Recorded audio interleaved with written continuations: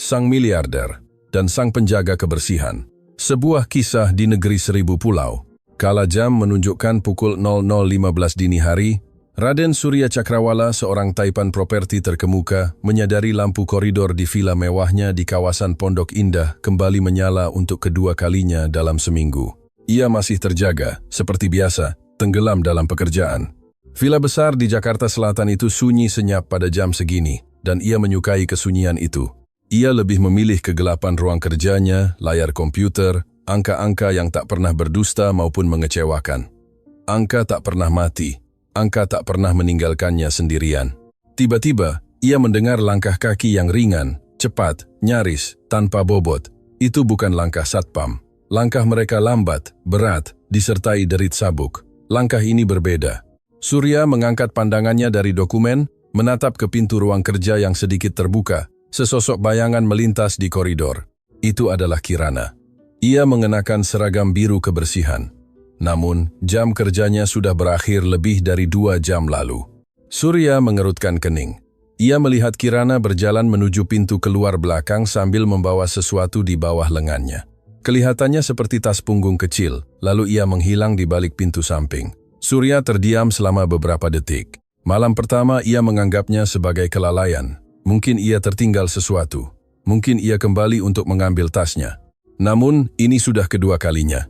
Dan di jam segini, dengan tergesa-gesa, dengan kewaspadaan orang yang tak ingin terlihat, Surya menutup map di mejanya, berdiri, dan menuju jendela samping yang menghadap akses pelayanan. Dari sana, ia bisa melihat gang tempat para karyawan memarkir kendaraan mereka. Kirana sudah berada di sana, di bawah cahaya kuning lampu jalan. Ia membawa tas punggungnya bersilang di dada, berjalan cepat menuju jalan raya, seperti orang yang tahu persis tujuannya. Surya tak tahu mengapa ia melakukannya. Bukan gayanya mengikuti siapapun. Gayanya adalah mengabaikan hal-hal yang tidak secara langsung menyangkut dirinya. Namun malam itu, sesuatu menghentikannya sebelum ia kembali ke mejanya. Ia keluar, mengambil mobilnya sendiri tanpa sopir, dan mengikutinya dari jarak yang aman di jalanan Jakarta Selatan yang hampir kosong. Kirana berjalan 4 blok, lalu naik sebuah bus kota yang menuju arah barat. Surya mengikuti bus itu selama 15 menit hingga bus itu berhenti di sebuah perkampungan yang tidak dikenalnya. Kirana turun dan berjalan cepat menyusuri sebuah gang sempit dengan tembok-tembok abu-abu dan pepohonan yang tumbuh miring di antara trotoar yang rusak. Ia berhenti di depan sebuah bangunan 4 lantai tanpa nama di fasadnya, dengan lampu menyala di lantai 2. Surya memarkir mobilnya agak jauh dan menunggu 10 menit. Mungkin 15. Lalu ia melihat Kirana keluar. Kirana Puspita, begitu nama yang tertera di daftar karyawan. Keluar dari gedung itu dengan seorang anak kecil tertidur di lengannya. Seorang anak lelaki berusia mungkin 2 tahun. Kepalanya bersandar di bahu Kirana. Kirana menggendongnya dengan gerakan luwes orang yang sudah melakukannya ribuan kali. Satu lengan menopang di bawah kakinya, tangan lainnya menahan tengkuknya. Ia menyelimuti anak itu dengan jaketnya sebelum mulai berjalan kembali menuju halte bus kota. Surya tak bergerak. Ada sesuatu dalam gambar itu yang tak bisa lepas dari pandangannya. Bukan rasa kasihan, bukan keterkejutan bahwa seorang karyawan memiliki anak. Itu bukan urusannya. Ini adalah sesuatu yang lain, sesuatu yang belum bisa ia namai, perasaan samar dan tidak nyaman, seperti ketika dalam bisnis seseorang merasa ada informasi yang belum ia miliki. Namun informasi itu mengubah segalanya. Ia kembali ke villa sebelum Kirana. Ia duduk kembali di mejanya, membuka map, dan melihat angka-angka, tetapi ia tak lagi melihatnya. 3 hari kemudian, Surya datang lebih awal ke ruang rapat, tempat pemotongan karyawan bulanan dilakukan.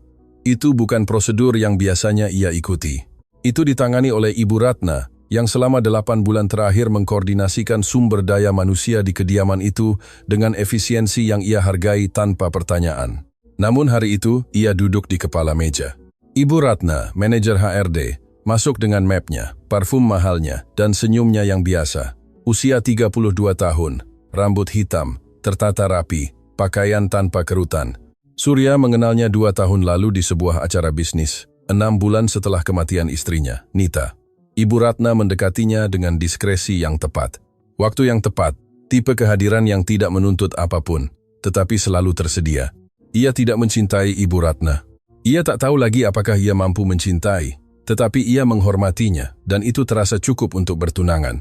Kita mulai dari giliran malam, kata Ibu Ratna, membuka mapnya. Ada 2 orang yang sudah berbulan-bulan tidak teratur jam keluarnya.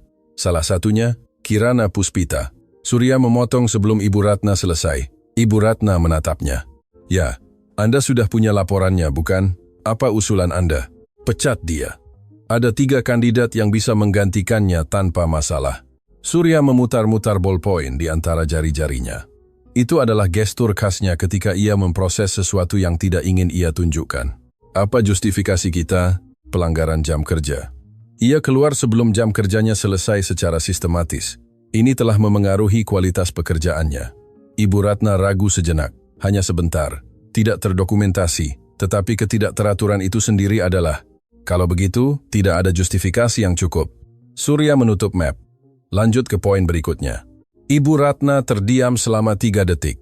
Keheningan yang punya bobot dalam dirinya. Surya, suaranya merendah, seolah percakapan itu sudah beralih dari ranah pekerjaan. Ada sesuatu yang perlu saya ketahui tentang gadis ini? Ia menatap Ibu Ratna.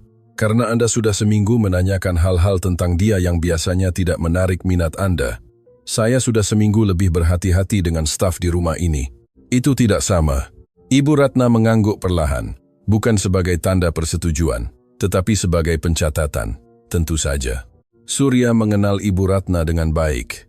Ia tahu cara ia mengatupkan bibirnya ketika ada sesuatu yang tidak berjalan sesuai rencana.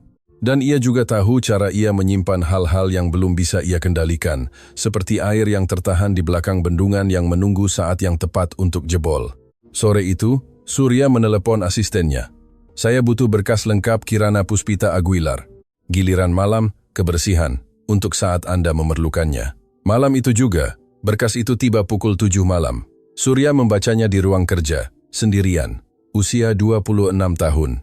Asli dari Brebes, Jawa Tengah. Tidak ada gelar universitas. Lulus SMA. 3 tahun bekerja di Villa Cakrawala. Catatan karier yang sempurna sampai tahun lalu. Tanpa insiden tercatat, tanpa teguran. Foto KTP di awal berkas. Seorang gadis berwajah serius, rambut gelap, mata yang menatap kamera dengan semacam kelelahan yang tenang. Di akhir berkas, di kolom tanggungan keluarga, ada 1 baris yang diisi dengan tulisan tangan kecil. 1 anak lelaki, Thomas R. Puspita, 2 tahun. Surya menutup berkas itu, mengambil segelas air, berjalan ke jendela. Kota di malam hari adalah permadani cahaya yang membentang sejauh mata memandang. Ia berdiri di sana sejenak, berpikir, meskipun ia tak tahu persis tentang apa, berpikir tentang bayangan Kirana keluar dari gedung itu dengan anak tertidur di lengannya, berpikir bahwa pukul 1 pagi, di perkampungan yang tidak ia kenal, seorang wanita berusia 26 tahun menggendong anaknya menyusuri jalanan gelap karena ia tak punya pilihan lain, berpikir tentang Nita, yang meninggal tanpa anak, dan tentang dirinya, yang memiliki villa 500 m² untuk dirinya sendiri, berpikir bahwa perasaan ini, sesuatu yang tak bisa ia namai, pernah ada di sana sebelumnya, 2 tahun lalu, di rumah sakit, ketika dokter mengatakan tak ada lagi yang bisa dilakukan. Perasaan yang sama tentang memiliki informasi yang tidak lengkap yang mengubah sesuatu yang fundamental, tanpa ia bisa mengerti apa atau bagaimana. Ia tidak tahu apa yang ia cari. Ia tidak tahu apa yang ia harapkan untuk ditemukan. Ia hanya tahu bahwa perasaan itu tidak hilang. Dan Raden Surya Cakrawala tidak suka memiliki hal-hal yang tak bisa ia namai. Ia berdiri di dekat jendela hingga melewati tengah malam. Ketika akhirnya ia pergi tidur, kota masih terang benderang. Dan ia, untuk pertama kalinya dalam waktu yang lama, tidak memikirkan bisnis sebelum menutup mata. Ia memikirkan sepasang mata yang belum pernah ia lihat, mata yang saling mengenali. Senin berikutnya, Surya datang ke villa lebih awal dari biasanya. Pukul 11 pagi ia mendengar suara-suara di taman belakang. 1 suara dewasa dan 1 suara kecil, nyaring, dengan irama khas anak-anak yang belum bisa membedakan antara berbicara dan berteriak. Surya keluar melalui pintu samping, tanpa tahu persis mengapa. Di taman belakang, Kirana berlutut di depan seorang anak lelaki berambut hitam dan bermata besar yang menunjuk seekor burung yang hinggap di tepi tembok. Anak itu mengenakan tas punggung warna-warni yang terlalu besar untuk tubuhnya. Kirana mengatakan sesuatu dengan suara pelan, dengan senyum yang Surya tak pernah lihat di wajahnya saat ia bekerja. Itu adalah senyum yang berbeda. Senyum yang berasal dari tempat yang tak ada hubungannya dengan pekerjaan, ketakutan, atau kehati-hatian. Apa yang dilakukan anak ini di sini? Tanya Surya. Kirana segera bangkit berdiri. Anak itu menoleh dan menatapnya tanpa rasa takut sedikit pun. "Maaf Pak Surya, ibu saya ada masalah dengan pengasuhnya hari ini. Saya tidak punya tempat untuk meninggalkannya. Ia tidak akan mengganggu. Tugas saya sudah selesai dan 10 menit lagi. Saya tidak peduli jika ia mengganggu. Saya bertanya apa yang ia lakukan di sini." Kirana mengatupkan bibirnya. "Saya membawanya. Jika Anda mau, potong saja gaji saya untuk waktu yang tidak saya minta, Pak." Surya menatap anak itu. Anak itu menatapnya balik. Ada sesuatu dalam tatapan itu yang tak bisa diproses Surya. Bukan karena anak itu mirip seseorang. Ia tak bisa memastikan itu. Ini sesuatu yang lebih samar, seperti ketika seseorang mendengar melodi yang ia tak ingat pernah mempelajarinya, tetapi jari-jarinya memainkannya sendiri. Pengenalan yang belum punya nama. "Siapa namanya?" tanya Surya tanpa mengalihkan pandangan dari anak itu. Kirana butuh sedetik untuk menjawab. "Thomas." Anak itu mengangkat tangannya dan mengatakan sesuatu yang terdengar seperti burung, tetapi berakhir menjadi palo karena ia belum menguasai huruf R. Ia menunjuk lagi ke tembok tempat burung itu tak lagi ada. "Dia pergi," kata Surya. Anak itu menatapnya dengan ekspresi kekecewaan ringan yang entah mengapa terasa sulit ditanggung Surya. Ia berbalik dan masuk ke villa. Sore itu, ia meminta asistennya untuk mencari tahu apakah Kirana Puspita memiliki pasangan terdaftar, apakah ayah anak itu tercatat dalam dokumen berkas. Jawabannya datang dalam 1 jam. Tidak ada data ayah terdaftar. Ibu tunggal sejak lahirnya anak. Surya menatap layar komputer selama 3 menit tanpa melakukan apapun. Kemudian ia membuka email yang dikirimkan Ibu Ratna pagi itu. Rencana makan malam pertunangan bulan depan. Daftar tamu, proposal tempat, semuanya terorganisir dengan sempurna, seperti biasa. Surya membaca email itu hingga separuh jalan lalu menutupnya tanpa membalas. 2 malam kemudian, Surya kembali bekerja lembur di ruang kerjanya. Itu bukan insomnia sebenarnya, tetapi tempat tidur di kamar yang dulu ia bagi dengan Nita masih terlalu besar. 2 tahun dan masih terlalu besar. Nita Cakrawala meninggal karena aneurisma mendadak pada usia 30 tahun, tanpa peringatan, tanpa perpisahan. Surya tiba di rumah sakit tepat waktu untuk mendengar bahwa tak ada lagi yang bisa dilakukan. Itu adalah momen tepat ketika sesuatu di dalam dirinya, sesuatu yang tak pernah ia namai dengan tepat, padam. Tidak sekaligus, seperti lilin yang kehabisan udara, tetapi perlahan, tanpa drama, hingga menjadi gelap. Nita ingin punya anak. Ia juga, meskipun tak pernah mengatakannya keras-keras, karena di dunianya, itu bukan sesuatu yang diucapkan pria. Mereka mencoba selama lebih dari setahun tanpa hasil. Dokter mengatakan itu hanya masalah waktu, bahwa tak ada yang salah secara struktural, bahwa proses ini kadang-kadang memang memakan waktu. Kemudian Nita meninggal, dan waktu berhenti. Surya mendengar langkah kaki, langkah yang sama seperti biasa, ringan, cepat, tanpa bobot. Kali ini ia tidak ke jendela, kali ini ia langsung ke koridor. Kirana berhenti mendadak saat melihatnya. Ia membawa tas punggung bersilang di dada. Jam kerjanya sudah berakhir 1,5 jam lalu. "Mau kemana?" tanya Surya. Itu bukan pertanyaan mengancam, itu pertanyaan singkat, langsung. Sama seperti yang ia gunakan dalam rapat ketika ia ingin jawaban tanpa berbelit-belit. "Mengantar Thomas. Saya titipkan dia di tempat yang mengurusnya saat saya bekerja, dan saya harus menjemputnya sebelum jam 1. Kalau tidak, siapa yang akan mengurusnya?" Kirana ragu. "Seorang nenek di gedung tempat saya tinggal setiap malam." "Ya, dan jika saya terlambat sedikit, ada biaya tambahan yang tidak sanggup saya bayar." Ia berhenti, mengatupkan tas punggungnya. "Dengan gaji saya, Pak Surya, setiap jam tambahan adalah pengeluaran yang tidak bisa saya tutupi." Surya terdiam selama beberapa detik. "Anda diizinkan pulang lebih awal saat perlu menjemputnya, tanpa biaya tambahan. Atur saja dengan koordinator giliran." Kirana menatapnya. Dalam tatapan itu ada sesuatu yang Surya baca sebagai ketidakpercayaan. Ketidakpercayaan yang masuk akal dari seseorang yang terbiasa bahwa hal-hal gratis hampir tidak pernah benar-benar gratis. "Mengapa?" tanyanya. Itu adalah pertanyaan langsung. Surya menghargainya. "Karena Anda sudah 3 tahun di rumah ini tanpa cacat. Karena apa yang baru saja Anda jelaskan bukan masalah pekerjaan, tetapi masalah logistik yang seharusnya tidak memengaruhi kinerja Anda." Jeda. "Dan karena anak itu menunjuk seekor burung yang sudah tidak ada, dan itu tampak seperti akhir dunia baginya, dan itu seharusnya bukan tanggung jawab seorang nenek di jam 1 pagi. Kirana tidak mengatakan apa-apa. Matanya berkaca-kaca sesaat, hanya sesaat, sebelum ia kembali memasang ekspresi kehati-hatian yang jelas merupakan cara operasinya dengannya. "Terima kasih," katanya akhirnya, dan berjalan menuju pintu keluar belakang. Surya kembali ke ruang kerja, duduk di depan komputer, dan membuka kembali dokumen-dokumen hari itu. Angka-angka, proyeksi, kepastian jernih dari dunia yang ia pahami. Tetapi sebelum menutup laci meja, ia mengeluarkan foto KTP dari berkas Kirana. Ia menyimpannya di sana tanpa benar-benar mengerti mengapa, dan meletakkannya di atas meja menghadap ke atas. Ia tidak melihatnya, hanya meletakkannya di sana. Ibu Ratna yang memberitahunya 3 hari kemudian. Ia datang ke ruang kerja di pertengahan sore dengan ekspresi seseorang yang membawa informasi penting yang dibalut kekhawatiran tulus. Ia duduk di depannya, menyilangkan tangan di atas lututnya, dan berkata, "Saya dengar Anda memberikan izin khusus kepada petugas kebersihan giliran malam, kepada Kirana Puspita." "Ya, Surya, itu menciptakan preseden dengan staf lainnya, bahwa staf lain juga bisa memintanya jika situasinya membenarkan.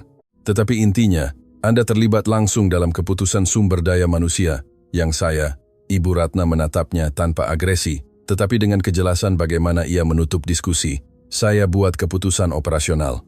Saya tidak perlu penjelasan tambahan." Ia tersenyum. Itu adalah senyum terkontrol yang tidak sampai ke mata. Tentu saja, ia bangkit, mengambil mapnya. "Saya hanya berpikir ada cara yang lebih baik untuk mengelola hal-hal ini tanpa terlibat secara pribadi. Saya akan mengingatnya." Ibu Ratna keluar. Surya memutar-mutar ballpoint di antara jari-jarinya. Malam itu, ketika Kirana melewati koridor menuju pintu keluar pukul 12.15, Surya tidak berada di ruang kerja. Ia berada di dapur pelayanan, yang dekat dengan pintu keluar samping, meminum segelas air yang sebenarnya tidak ia butuhkan. Ia mendengarnya lewat, ia tidak keluar, tetapi ia memperhatikan, dan ia tidak tahu apa yang harus dilakukan dengan itu, bahwa untuk pertama kalinya dalam waktu yang lama, ia memperhatikan sesuatu yang tidak ada hubungannya dengan bisnis, angka, atau beban mati dari ketiadaan Nita. Ia memperhatikan seorang wanita berusia 26 tahun yang menggendong anaknya tertidur pukul 1 pagi dan sepasang mata kecil yang gelap yang menatapnya tanpa rasa takut sedikit pun. Tanpa Surya tahu mengapa dari semua hal di dunia, inilah yang membuatnya tidak bisa bekerja. Intervensi Ibu Ratna. Rabu pagi, ketika Surya tiba di ruang rapat untuk meninjau kontrak proyek baru di Pondok Aren, ia mendapati Ibu Ratna sudah duduk dengan 2 map di atas meja, dan ekspresi yang ia kenali segera, ekspresi seseorang yang sudah lama mempersiapkan sesuatu. "Saya perlu bicara dengan Anda sebelum kita mulai," katanya. "Bicaralah." Ibu Ratna membuka map teratas, mengeluarkan 3 lembar kertas cetak, dan meletakkannya di depannya. Itu adalah laporan giliran. Surya membacanya tanpa tergesa-gesa. "Pencatatan keluar terlambat," katanya. 12 dalam 2 bulan terakhir, karyawan yang sama. "Saya sudah tahu. Anda memberikan izin. Izin yang Anda berikan tidak memiliki dasar dalam peraturan internal. Ketika karyawan lain mengetahuinya, dan mereka akan mengetahuinya, kita akan menerima permintaan serupa dari 8 orang lain yang juga memiliki anak atau tanggung jawab keluarga, dan kita tidak bisa menyetujui semuanya. Modifikasi kontrak kolektif, itu adalah proses minimal 3 bulan. Surya menatap laporan itu. Salah satu dari 8 orang itu memiliki catatan karier yang sempurna selama 3 tahun. Itu bukan intinya. Bagi saya, itu adalah intinya. Ibu Ratna sedikit bersandar di kursi, mengubah nada suaranya, membuatnya sedikit lebih rendah, lebih pribadi. Surya menunggu Ibu Ratna mengangkat pandangannya. "Saya tidak mengenal Anda sejak kemarin. Saya tahu kapan sesuatu mengalihkan perhatian Anda. Dan selama 2 minggu ini, ada sesuatu yang mengalihkan perhatian Anda." Ia menatapnya tanpa berkata apa-apa. "Saya tidak mengatakan ini sebagai koordinator sumber daya manusia," lanjutnya. "Saya mengatakan ini sebagai wanita yang akan menikah dengan Anda dalam 4 bulan. Jika ada sesuatu yang perlu Anda ketahui, saya lebih suka Anda mengatakannya sendiri." Itu adalah langkah cerdas. Surya mengakui kecerdasan langkah itu bahkan saat ia menolaknya. "Tidak ada yang perlu saya ketahui," katanya. "Ada karyawan yang efisien, yang memiliki anak dan situasi logistik yang rumit, dan saya membuat keputusan operasional untuk tidak kehilangan staf yang berkualitas. Ia menutup laporan itu dan mengembalikannya ke arah Ibu Ratna. Jika peraturan perlu diperbarui untuk memformalkannya, perbarui. Untuk itu Anda punya tim hukum. Ibu Ratna mengambil kertas-kertas itu, mengangguk, tersenyum. Baik, saya akan mengaturnya. Tetapi saat ia mengambil mapnya, ia mengatakan satu hal terakhir dengan suara sangat pelan, hampir seperti pemikiran yang terucap keras. Saya harap ini bukan kesalahan yang tidak bisa kita perbaiki nanti. Surya tidak menjawab. Apa yang Surya tidak lihat adalah apa yang terjadi sore itu. Ibu Ratna menelepon Bu Lucia Mendoza, koordinator giliran malam, ke kantornya. Bu Lucia adalah wanita berusia 40 tahun yang sudah 6 tahun bekerja di villa dan memahami dengan sempurna bagaimana hierarki sebenarnya di tempat itu berfungsi, yang tidak selalu sesuai dengan organigram. Saya perlu Anda mendokumentasikan setiap pelanggaran Kirana Puspita mulai sekarang, kata Ibu Ratna. Semuanya. Jika ia terlambat 2 menit, jika ada permukaan yang belum dibersihkan, jika ia menggunakan telepon selama giliran, semuanya. Bu Lucia menatapnya. Ia punya instruksi dari Pak Surya. Ia punya instruksi dari saya, dan saya yang mengoordinasikan departemen ini. Bu Lucia mengangguk tanpa pertanyaan lebih lanjut. Apa yang Ibu Ratna tidak katakan adalah alasan sebenarnya. Alasan sebenarnya adalah sesuatu yang Ibu Ratna simpan sejak lebih dari setahun lalu, sesuatu yang ia bayar untuk dikubur, dan sejak Surya mulai bertanya tentang Kirana Puspita, ancaman itu kembali muncul. Ia mengetahui keberadaan anak itu sebelum Surya.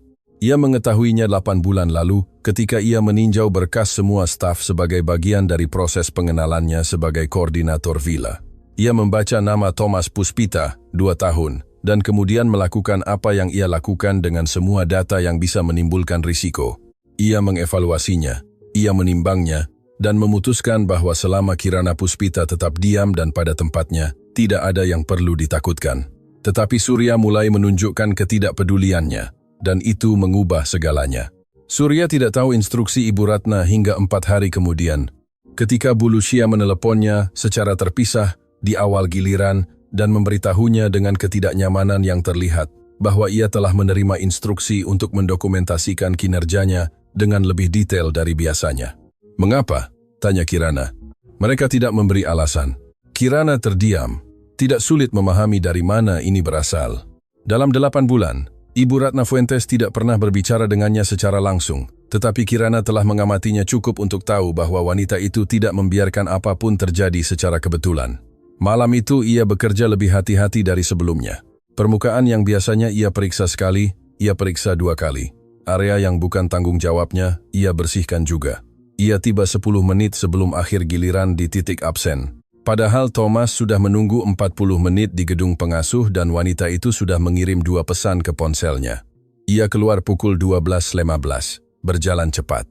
Dinginnya malam di Jakarta Selatan kering dan menusuk. Apa yang tidak ia ketahui adalah bahwa malam itu Surya kembali berada di ruang kerja, dan ia mendengarnya keluar. Dan kali ini ia benar-benar menuju jendela. Ia melihatnya menjauh di gang pelayanan. Ia melihat bagaimana ia menekan tas punggungnya ke dada, dan mempercepat langkahnya menuju halte. Ia melihat bagaimana malam menelannya di ujung jalan, dan ia berdiri di sana di dekat jendela, lebih lama dari yang bisa ia jelaskan. Jumat, Surya memanggil Ibu Ratna untuk rapat singkat. Bukan di ruang rapat, tetapi di ruang kerja yang merupakan wilayahnya. Tempat percakapan memiliki aturan yang berbeda. Saya ingin Anda membatalkan instruksi yang Anda berikan kepada Lucia Mendoza. Ibu Ratna tidak berkedip. Bagaimana Anda tahu?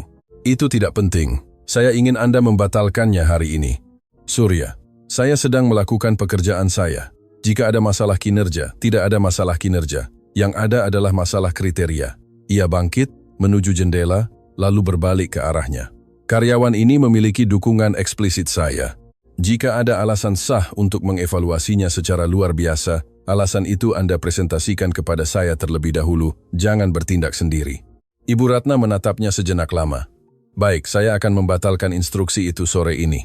Terima kasih. Ibu Ratna bangkit, mengambil mapnya. Di pintu, ia berhenti. Bolehkah saya bertanya sesuatu yang pribadi? Anda boleh bertanya.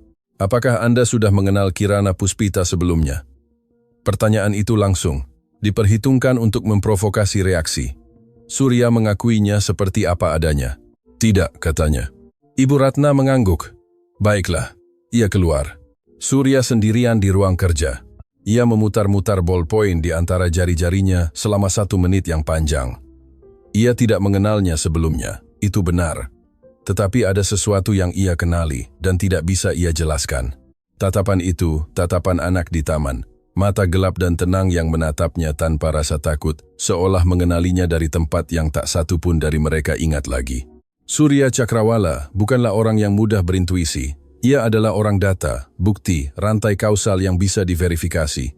Tetapi sore itu, sendirian di ruang kerja, ia mengakui untuk pertama kalinya sesuatu yang tidak bisa dijelaskan oleh data.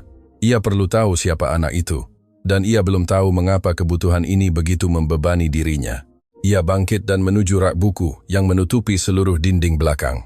Di lapisan kedua, di balik beberapa buku arsitektur yang tidak pernah ia buka, ada bingkai foto kecil yang sudah 2 tahun berada di sana, karena ia tidak bisa meletakkannya di tempat yang terlihat dan juga tidak sanggup menyimpannya di dalam kotak.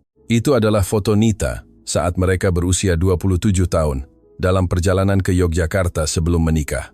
Ia tertawa ke arah kamera dengan tawa khasnya, yang tidak elegan sama sekali, dan baginya adalah hal terindah di dunia. Ia menatapnya sejenak, memikirkan sesuatu yang pernah dikatakan Nita kepadanya di akhir, ketika dokter sudah berbicara tentang probabilitas dan perkiraan waktu dan persiapan. "Jangan sendirian, Surya," katanya dengan ketenangan yang baginya tak mungkin. "Bukan karena aku tidak ingin kamu sendirian, tetapi karena kamu tidak tahu cara menjadi sendirian." Ia tidak menjawab.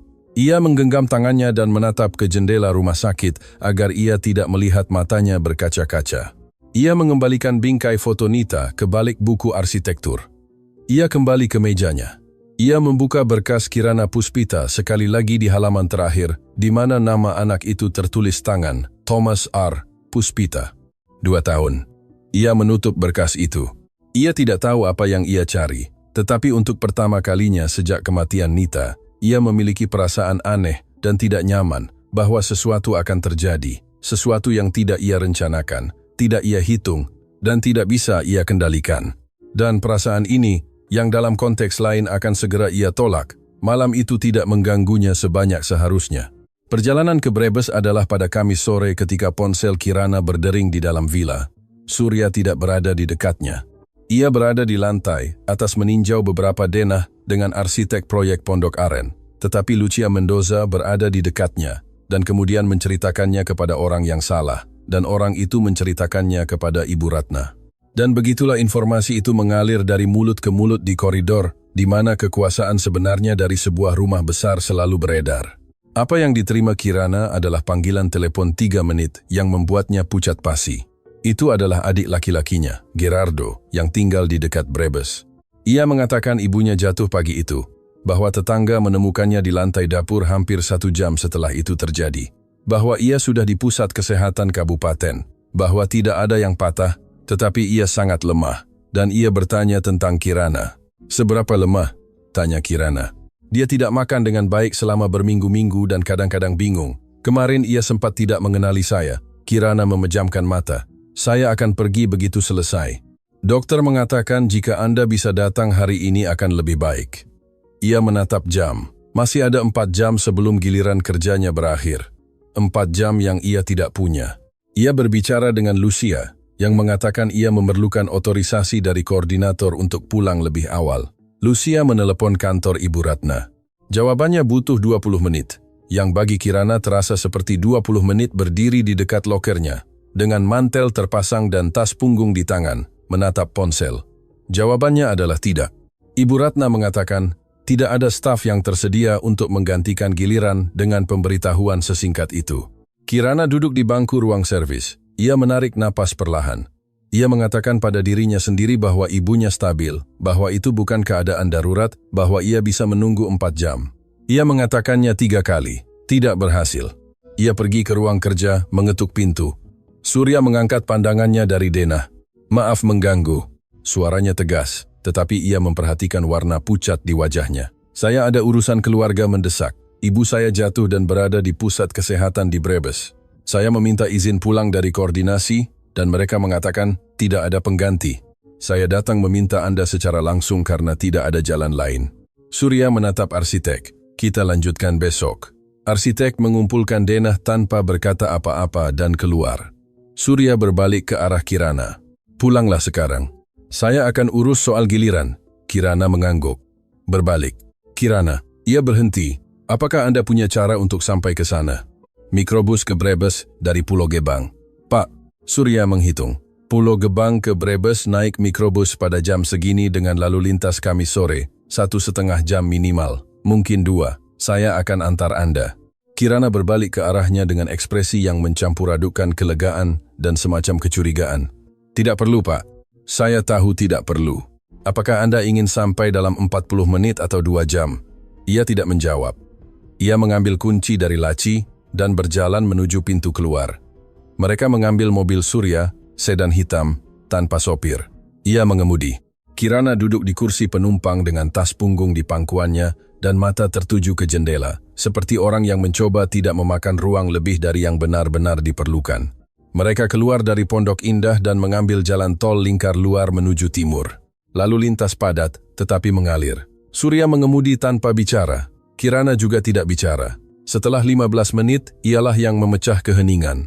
Mengapa Anda ikut, Pak? Karena saya tahu jalannya. Dan karena Anda sudah 10 menit meremas tas punggung itu seolah Anda akan meremas kecemasan juga. Kirana menatap ke bawah, melepaskan tas punggung itu perlahan dan meletakkannya di kursi belakang. Ibu saya berusia 74 tahun, katanya. Beliau tinggal sendirian sejak ayah saya meninggal. Saya sudah bilang ribuan kali agar beliau datang tinggal bersama saya, tetapi beliau tidak mau. Katanya, di rumah itu ia lahir dan di rumah itu ia akan mati. Surya tidak mengatakan apa-apa. Ia punya hak, kurasa. Siapa namanya? Consuelo. Yeda. Mereka memanggilnya Ibu Chole di kampung. Surya mengangguk. Mereka melanjutkan dalam keheningan. Jalan tol lingkar luar berganti menjadi jalan tol menuju Brebes, dan kota perlahan melepaskan kepadatannya. Tembok-tembok abu-abu semakin berjauhan. Pohon-pohon semakin tinggi, langit semakin lebar. Dan Thomas? Tanya Surya.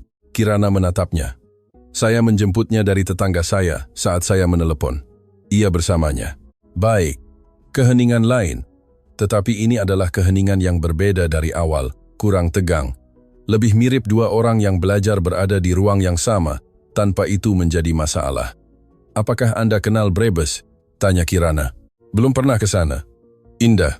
Dulu indah saat saya kecil, sekarang lebih abu-abu. Tetapi ibu saya bilang itu tetap sama. Mereka tiba di pusat kesehatan kabupaten pukul 6 sore. Itu adalah bangunan berdinding krem dengan kursi plastik hijau di ruang tunggu dan bau disinfektan yang segera dikenali Surya. Itu bau yang sama dari semua rumah sakit di dunia, yang tidak berubah dengan tingkat sosial ekonomi maupun negara. Kirana berlari masuk. Surya menunggu di ruang tunggu. Ia berada di sana selama 40 menit. Ia membaca 2 kali tulisan yang sama tentang pencegahan demam berdarah yang tertempel di dinding. Ia minum air dari gelas plastik yang diberikan seorang perawat yang tersenyum kepadanya dengan rasa kasihan otomatis yang diperuntukkan bagi keluarga pasien. Ia tidak mengoreksinya. Ketika Kirana keluar, matanya berkaca-kaca, tetapi ia tenang. Ia baik-baik saja, katanya. Itu tekanan darah. Dokter mengatakan ia perlu istirahat dan menyesuaikan obat. Ia menghela napas. Terima kasih sudah mengantar saya. Anda bisa pulang ke rumah Anda atau tetap dirawat. Ia akan pulang ke rumah. Kakak saya yang akan mengantarnya sekarang. Surya mengangguk. Apakah Anda ingin menemuinya? Pertanyaan itu mengejutkannya. Tidak perlu. Apakah Anda mau? Ulangnya dengan ketenangan langsung yang sama seperti biasanya. Kirana ragu. Itu adalah keraguan yang berlapis-lapis, dan Surya memperhatikannya, meskipun ia tak bisa tahu lapisannya apa. Saya rasa itu bukan ide yang bagus, katanya akhirnya. Baik, kapan Anda mau? Kita berangkat. Kirana pergi untuk berpamitan pada ibunya. Surya menunggu di dekat mobil. Pukul 06.40. Cahaya sore di Brebes berwarna jingga dan horizontal. Jenis cahaya yang membuat segalanya tampak lebih tenang dari yang sebenarnya. Di atas atap-atap rendah kabupaten, Surya bisa melihat bukit-bukit dan, lebih jauh dari bukit-bukit itu, noda abu-abu kota yang ia tinggalkan di belakang. Ia teringat Nita. Ia memikirkannya di saat-saat tenang ini yang tidak ia cari, tetapi yang kadang-kadang menemukannya. Nita akan mengatakan Brebes itu indah. Ia akan turun dari mobil untuk berjalan-jalan. Ia akan mengambil foto cahaya jingga itu. Ia akan bertanya nama bukit-bukit itu. Surya tidak mengeluarkan ponselnya. Ketika Kirana kembali, matanya sudah kering, tetapi ia memiliki ekspresi yang mulai ia kenali, ekspresi seseorang yang telah memasukkan sesuatu yang sangat dalam agar bisa terus berfungsi. "Siap," katanya. Mereka naik mobil. Surya menyalakan mesin. Di tengah perjalanan pulang, Kirana tertidur, tidak mendadak, tetapi perlahan, kepalanya bersandar pelan ke jendela. Surya memperhatikannya dari perubahan napasnya. Ia mengemudi dalam keheningan sisa perjalanan, lebih hati-hati dari sebelumnya saat melewati polisi tidur, seolah suara bising bisa merusak sesuatu. Ia menurunkannya di halte terdekat dengan gedungnya, tempat ia mengindikasikan. Ketika ia turun dari mobil, Kirana menatapnya melalui jendela yang sedikit terbuka. "Terima kasih," katanya. Itu bukan ucapan terima kasih sopan dari seorang karyawan, itu adalah sesuatu yang lain. "Jaga diri Anda," katanya. Dan menyalakan mesin, sebelum percakapan itu menjadi sesuatu yang tak satu pun dari mereka tahu cara mengelolanya. Apa yang Surya tidak tahu saat itu adalah bahwa Ibu Ratna telah mengawasinya. Bukan ia langsung menelepon Fermin, satpam giliran sore, dan memintanya sebagai bantuan untuk mengonfirmasi jam berapa Surya keluar dan dengan siapa. Fermin mengatakan, "Keluar pukul 16.40 dengan petugas kebersihan giliran malam, arah timur." Ibu Ratna mendengarkan itu dalam keheningan. Ia berkata, "Terima kasih." Tutup telepon. Ia tinggal di kantornya dengan ponsel di tangan selama waktu yang tidak ia ukur. Kemudian ia menghubungi nomor yang tersimpan di bawah nama yang bukan nama sebenarnya. Ketika ada yang menjawab, ia mengatakan 3 kata, "Saya butuh bantuan." Dan bidak pertama dari sebuah permainan yang Surya belum tahu sedang dimainkan mulai bergerak. Rumah adat. Surya tidak berencana kembali ke Brebes. Itu adalah Selasa sore, 5 hari setelah perjalanan bersama Kirana ke pusat kesehatan. Ia telah menyelesaikan rapat dengan bank mengenai pembiayaan proyek Pondok Aren lebih cepat dari perkiraan, dan alih-alih kembali ke villa, ia mengambil jalan tol menuju timur tanpa membuat keputusan sadar, seolah mobil tahu jalannya, dan ia hanya duduk di dalam mengamati. Ia mengatakan pada dirinya sendiri akan memeriksa apakah daerah itu seperti yang digambarkan Kirana. Ia mengatakan pada dirinya sendiri bahwa itu adalah keingintahuan profesional, bahwa seorang pebisnis selalu mengevaluasi konteks yang tidak ia kenal. Ia mengatakan pada dirinya sendiri banyak hal yang tidak sepenuhnya salah, tetapi juga bukan kebenaran. Kebenarannya lebih sederhana dan lebih tidak nyaman. Ia tidak bisa berhenti memikirkan tempat itu. Ia telah mencari alamat itu di catatan villa, di mana tertera sebagai alamat referensi keluarga Kirana, Jalan Pahlawan nomor 14, Kelurahan Sukamaju, Brebes. Alamat sederhana di sebuah kabupaten yang tidak ia kenal di sebuah provinsi di Indonesia yang pernah ia lewati ratusan kali melalui jalan tol tanpa pernah berhenti.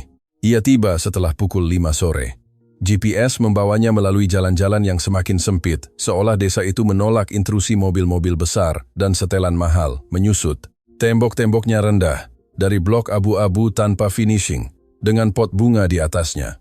Kabel-kabel listrik melintasi tiang ke tiang di atas kepalanya. Anjing-anjing yang tidur di bawah matahari mengangkat kepala saat mobil lewat dan kembali berbaring tanpa tergesa-gesa. Ia memarkir mobil di jalan anggrek di depan nomor yang sesuai dengan catatan. Rumah itu persis seperti yang Kirana gambarkan tanpa menggambarkannya, kecil, dari batu bata dan kayu, dengan atap seng yang dimakan karat di sudut-sudutnya. Tembok rendah dari batu membatasi depan dengan pagar besi yang pernah dicat hijau di masa lalu yang jauh. Di taman kecil, lebih banyak tanah daripada taman, ada bougainville yang tumbuh tanpa ada yang memangkasnya, ungu dan subur, sama sekali tidak peduli pada kesederhanaan segala sesuatu di sekitarnya. Surya tetap di mobil. Ia tidak tahu apa yang ia harapkan. Mungkin memastikan bahwa tempat itu seperti yang ia bayangkan. Mungkin realitasnya cukup untuk menutup sesuatu yang tidak sepenuhnya tertutup di kepalanya. Tetapi kemudian ia melihat pintu terbuka. Kirana keluar ke taman kecil dengan Thomas di tangan. Anak itu membawa bola karet merah dan berjalan dengan ketidakstabilan khas anak 2 tahun yang masih bernegosiasi dengan gravitasi. Kirana melepaskannya, dan ia langsung menuju bougainville. Ia berhenti di depannya dan menyentuh bunga-bunga dengan keseriusan yang membuatnya berpikir bahwa ia sedang membuat keputusan yang sangat penting. Surya tidak bergerak. Ia mengamati mereka dari mobil selama 1 menit yang terasa jauh lebih lama. Kirana belum melihatnya. Ia membelakangi jalan, berlutut di samping Thomas, mengatakan sesuatu tentang bunga-bunga itu. Anak itu menunjuk sesuatu di tanaman. Ia mengangguk, Ia menunjuk lagi. Ia mengangguk lagi dengan kesabaran tak terbatas dari seseorang yang bisa mengulang hal yang sama 100 kali tanpa mengubah nadanya. Itu adalah pemandangan yang begitu biasa dan begitu lengkap dalam dirinya sendiri sehingga Surya merasakan sesuatu yang tidak ia rasakan dalam waktu yang lama. Kesadaran tajam bahwa ia sedang melihat sesuatu yang bukan miliknya dan, namun, menariknya dari dalam dengan kekuatan yang tidak bisa ia namai. Kemudian Thomas menoleh, melihatnya. Anak itu menatapnya dari taman dengan mata gelap dan tenang yang sama seperti biasanya, tanpa kejutan, tanpa rasa takut, seolah menunggu seseorang yang akhirnya tiba. Ia mengangkat tangannya perlahan dan menggerakkannya. Sapaan kecil, canggung, sepenuhnya serius. Surya tidak langsung menjawab, lalu ia juga mengangkat tangannya. Kirana mengikuti arah pandangan anaknya dan melihatnya. Ia bangkit mendadak, berbagai macam hal melintas di wajahnya dalam 2 detik. Kejutan. Alarm, sesuatu yang mirip dengan ketakutan, dan kemudian topeng ketenangan yang selalu ia kenakan ketika ia tidak tahu apa yang diharapkan. Surya turun dari mobil. "Selamat sore," katanya dari jalan. "Selamat sore." Suara Kirana berhati-hati. "Saya tidak tahu Anda datang." "Saya juga," kata Surya. Dan itu benar, ada keheningan singkat. Thomas masih menatapnya dari taman dengan bola merahnya erat-erat di dada. "Ibu saya sedang istirahat," kata Kirana. "Beliau lebih baik dari minggu lalu, tetapi dokter menyarankannya istirahat di sore hari. Saya tidak datang untuk mengganggunya." Surya melihat rumah itu, dinding batu bata, atap seng dengan sudut-sudut berkarat. Ia melihat bougainville ungu yang terlalu hidup untuk halaman kecil itu. "Saya datang untuk melihat bagaimana keadaan Anda." Kirana mempelajarinya. Itu adalah jenis tatapan yang diberikan ketika seseorang tidak tahu apakah akan mempercayai sesuatu, tetapi juga tidak punya alasan untuk tidak mempercayainya. "Mereka baik-baik saja," katanya. "Saya senang mendengarnya." Keheningan lain. Thomas sudah bosan menunggu seseorang melakukan sesuatu yang menarik dan menggelindingkan bola ke tembok batu yang mengembalikannya terpelintir, yang tampaknya sangat memuaskannya. Surya menatap anak itu. Ada sesuatu dalam bentuk matanya. Sesuatu dalam cara dahinya berkerut ketika ia memusatkan perhatian pada sesuatu. Ia tidak bisa menggambarkannya dengan tepat, tetapi ia merasakannya dengan kejelasan yang sama, seperti ketika angka tidak cocok dalam sebuah kolom. Sesuatu tidak cocok, ada yang hilang, sesuatu yang seharusnya berada di tempatnya. Ia belum tiba. "Kapan Anda kembali ke kota?" tanya Kirana, menginterupsi keheningannya. "Besok pagi." Surya menatapnya. "Besok pagi." Ia berdiri di sana sejenak lagi dengan kaki di tanah jalan, menatap rumah kecil itu dan wanita muda itu, dan anak lelaki yang menggelindingkan bola merahnya ke tembok batu di Brebes, Jawa Tengah, dan merasakan sesuatu yang ia kenali dengan sulit, karena sudah lama sekali ia tidak merasakannya. Kecemburuan. Bukan kecemburuan yang buruk, jenis yang tidak ingin mengambil apapun dari siapapun, tetapi jenis yang mengingatkan bahwa ada hal-hal yang ada dan ia belum memilikinya. "Jaga diri Anda," katanya. "Anda juga," jawab Kirana. Dan kali ini tidak ada dalam suaranya jarak formal dari karyawan ke bos, itu adalah sesuatu yang lain, lebih kecil dan lebih jujur. Surya naik mobil dan menyalakan mesin. Ia tidak melihat kaca spion, bukan karena ia tidak mau, tetapi karena ia tahu, jika ia melakukannya, ia tidak akan bisa berpura-pura bahwa perjalanan ini adalah untuk alasan lain selain yang sebenarnya. Malam itu, di ruang kerja villa kosong, Surya melakukan sesuatu yang belum ia lakukan sejak sebelum Nita meninggal. Ia mengeluarkan kotak dokumen pribadi yang ia simpan di lemari pakaian. Bukan dokumen bisnis, bukan dokumen properti. Yang lain, yang di dalamnya tidak termasuk kategori profesional apapun. Ia menemukan apa yang ia cari di bagian bawah. Sebuah map tipis dengan logo rumah sakit swasta tempat Nita dirawat bulan terakhir. Di dalamnya ada hasil tes, instruksi medis, dan 2 surat yang ditandatangani oleh Dr. Budi Santoso, dokter keluarga sejak 15 tahun lalu. Surya membaca surat-surat itu. Ia pernah membacanya sebelumnya, di waktu lain, ketika rasa sakit masih begitu segar, sehingga kata-kata itu belum sepenuhnya meresap. Kali ini ia membacanya perlahan, baris demi baris. Surat kedua memiliki frasa yang sebelumnya tidak ia perhatikan dengan saksama, frasa teknis yang terkubur di antara terminologi medis yang mengatakan, "Prosedur yang sesuai telah dilakukan sesuai dengan instruksi tegas pasien di hadapan Dr. Santoso dan Nyi C. Saksi yang ditunjuk oleh pasien, Nyi C. A." Surya membaca frasa itu 3 kali. C. Consuelo Aguilar, nama lengkap Ibu Kirana. Ia terdiam dengan surat di tangannya. Di luar, kota bersinar seperti biasa. Di dalam, di ruang kerja, sesuatu yang telah ditangguhkan selama 2 tahun mulai bergerak sangat perlahan, tetapi sudah bergerak. Konfrontasi di ambang pintu. Surya tidak tidur malam itu. Ia duduk di ruang kerja hingga pukul 3 pagi dengan surat dari Dr. Santoso di mejanya dan kotak dokumen terbuka di sampingnya. Ia membaca semua yang ada di dalamnya. 2 kali. Ia mencari nama Consuelo Aguilar di setiap halaman, di setiap catatan, di setiap tanda tangan saksi. Ia menemukan inisial CA di 3 dokumen berbeda, semuanya dari bulan terakhir kehidupan Nita, semuanya ditandatangani di rumah sakit. Apa artinya itu? Ia belum tahu pasti. Tetapi ia tahu apa artinya bahwa Nita, seorang wanita yang tumbuh di keluarga kelas atas di Menteng, yang memiliki teman seumur hidup, kerabat dekat, seorang suami, telah memilih ibu dari pembantu rumah tangganya sebagai saksi untuk prosedur medis yang tidak ia komunikasikan kepada siapapun. Itu bukan kecelakaan, itu adalah keputusan. Pukul 3.15, ia mematikan lampu ruang kerja, pergi ke kamar tidur, berbaring di tempat tidur tanpa melepas pakaiannya, menatap langit-langit selama 40 menit, dan kemudian ia membuat satu-satunya keputusan yang bisa dibuat oleh pria seperti dia ketika data mengarah ke arah yang masih belum ia pahami sepenuhnya. Pergi mencari data yang hilang. Ia meninggalkan kota pukul 6 pagi Rabu, sebelum Jakarta terbangun sepenuhnya. Jalan tol ke Brebes hampir kosong pada jam itu, kelabu dan lembab oleh kabut fajar. Surya mengemudi tanpa musik, kedua tangan di kemudi, dan pikiran-pikiran yang tertata sendiri, seperti biasanya ketika ia memiliki masalah yang tidak bisa ia delegasikan. Ia tiba di Jalan Pahlawan nomor 14. Pukul 07.10 rumah itu masih sama. Bugenvil ungu di taman kecil, pagar hijau, dinding batu bata dengan kelembaban fajar menggelapkan sudut-sudut rendah. Ia memarkir mobil, tetap di mobil sejenak, lalu turun dan berjalan ke pagar.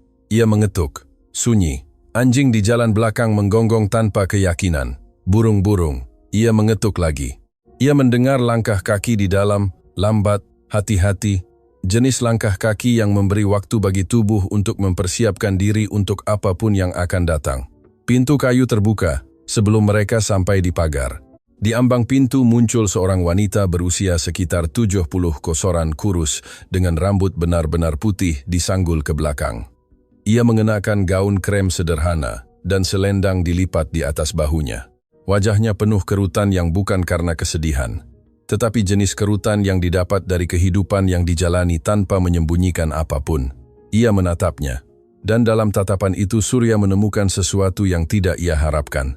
Bukan kejutan, bukan alarm yang masuk akal dari seorang wanita tua yang membuka pintu pada pukul 7 pagi dan menemukan orang asing, tetapi sesuatu yang lebih mirip pengenalan, seolah ia melihatnya untuk pertama kalinya secara pribadi.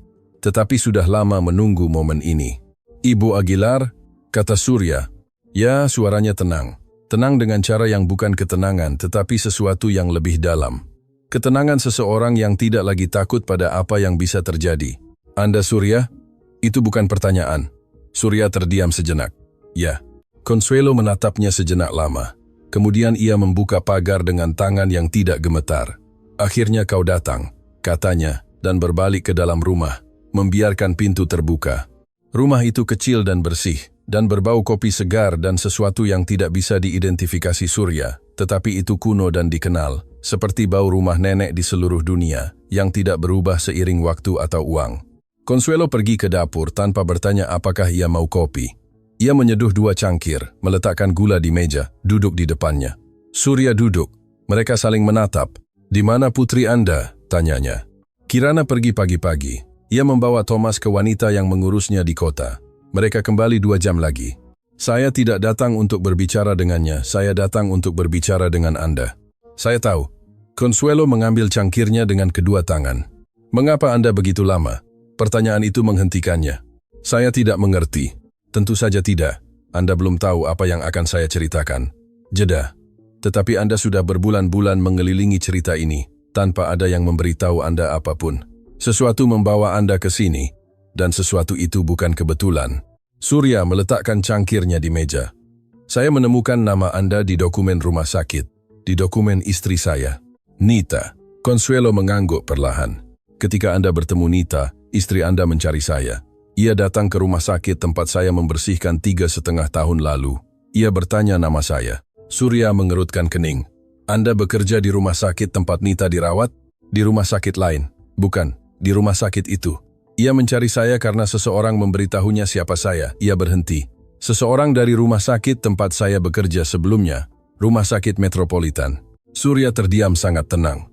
Rumah Sakit Metropolitan adalah tempat Nita, dan ia menerima hasil tes kesuburan hampir 4 tahun lalu. Apa yang dikatakan Nita ketika ia mencari Anda? Consuelo menunduk ke cangkirnya.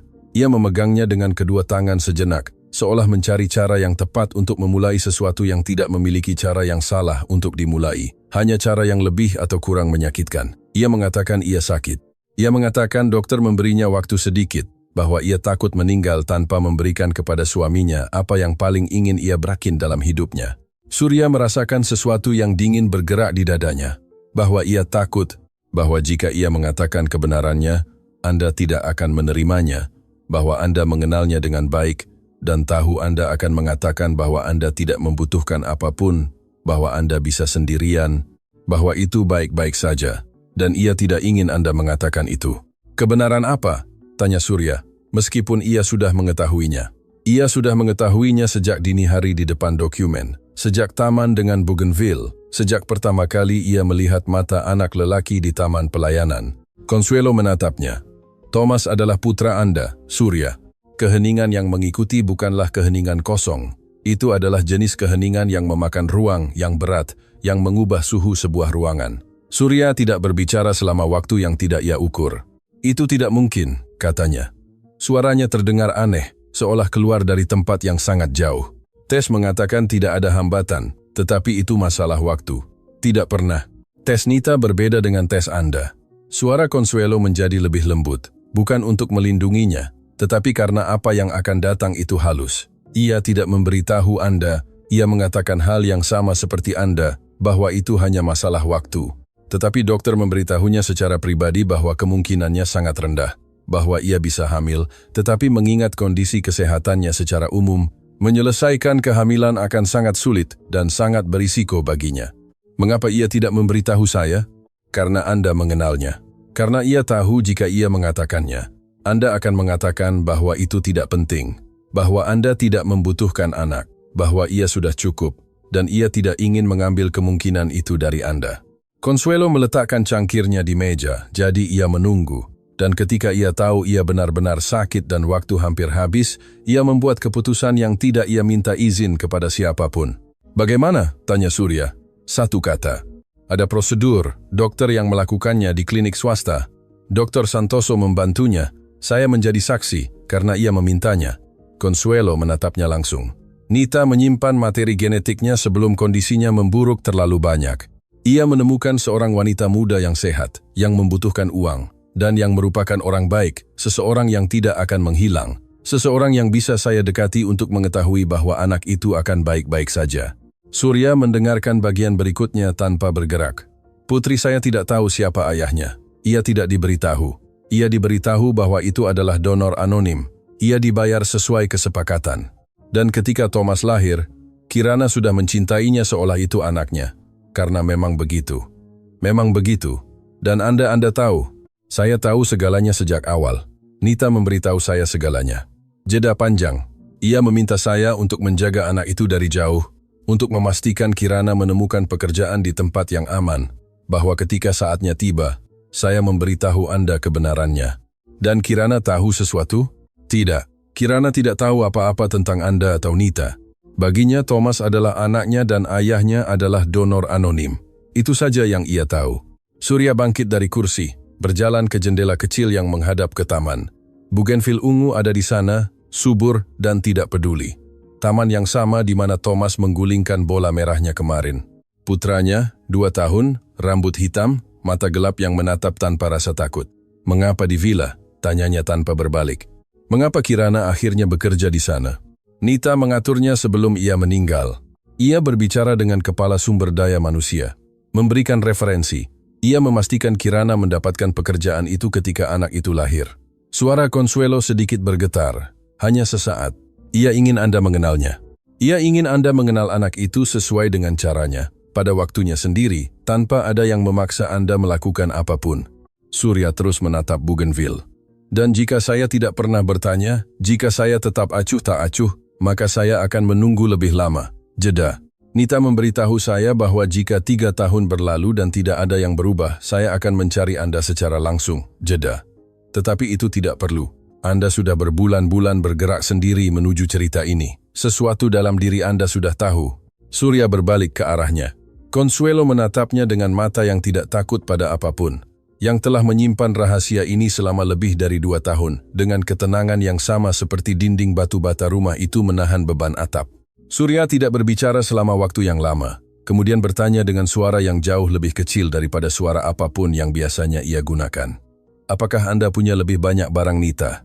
Consuelo mengangguk. Ya, surat-surat, dokumen medis, dan rekaman suara yang ia minta saya berikan kepada Anda ketika Anda siap mendengarkannya. Surya memejamkan mata sejenak. Di luar, di jalan tanah Brebes, seekor anjing menggonggong sekali dan jatuh. Di dapur kecil yang berbau kopi dan waktu, 2 orang duduk berhadapan mulai mengurai simpul paling rumit yang Nita Cakrawala ikat dengan cinta sebelum pergi. Apa yang diketahui? Consuelo. Consuelo bangkit dari meja tanpa tergesa-gesa. Ia pergi ke kamar belakang dengan langkahnya yang seperti orang yang tidak lagi terburu-buru, karena ia telah belajar sejak lama bahwa hal-hal penting tidak dimenangkan dengan berlari, tetapi dengan menunggu. Surya mendengar derit laci, lalu keheningan, lalu langkah kaki kembali. Ia kembali dengan kotak karton seukuran kotak sepatu, tanpa hiasan dengan nama Nita, ditulis tangan dengan spidol hitam ditutupnya.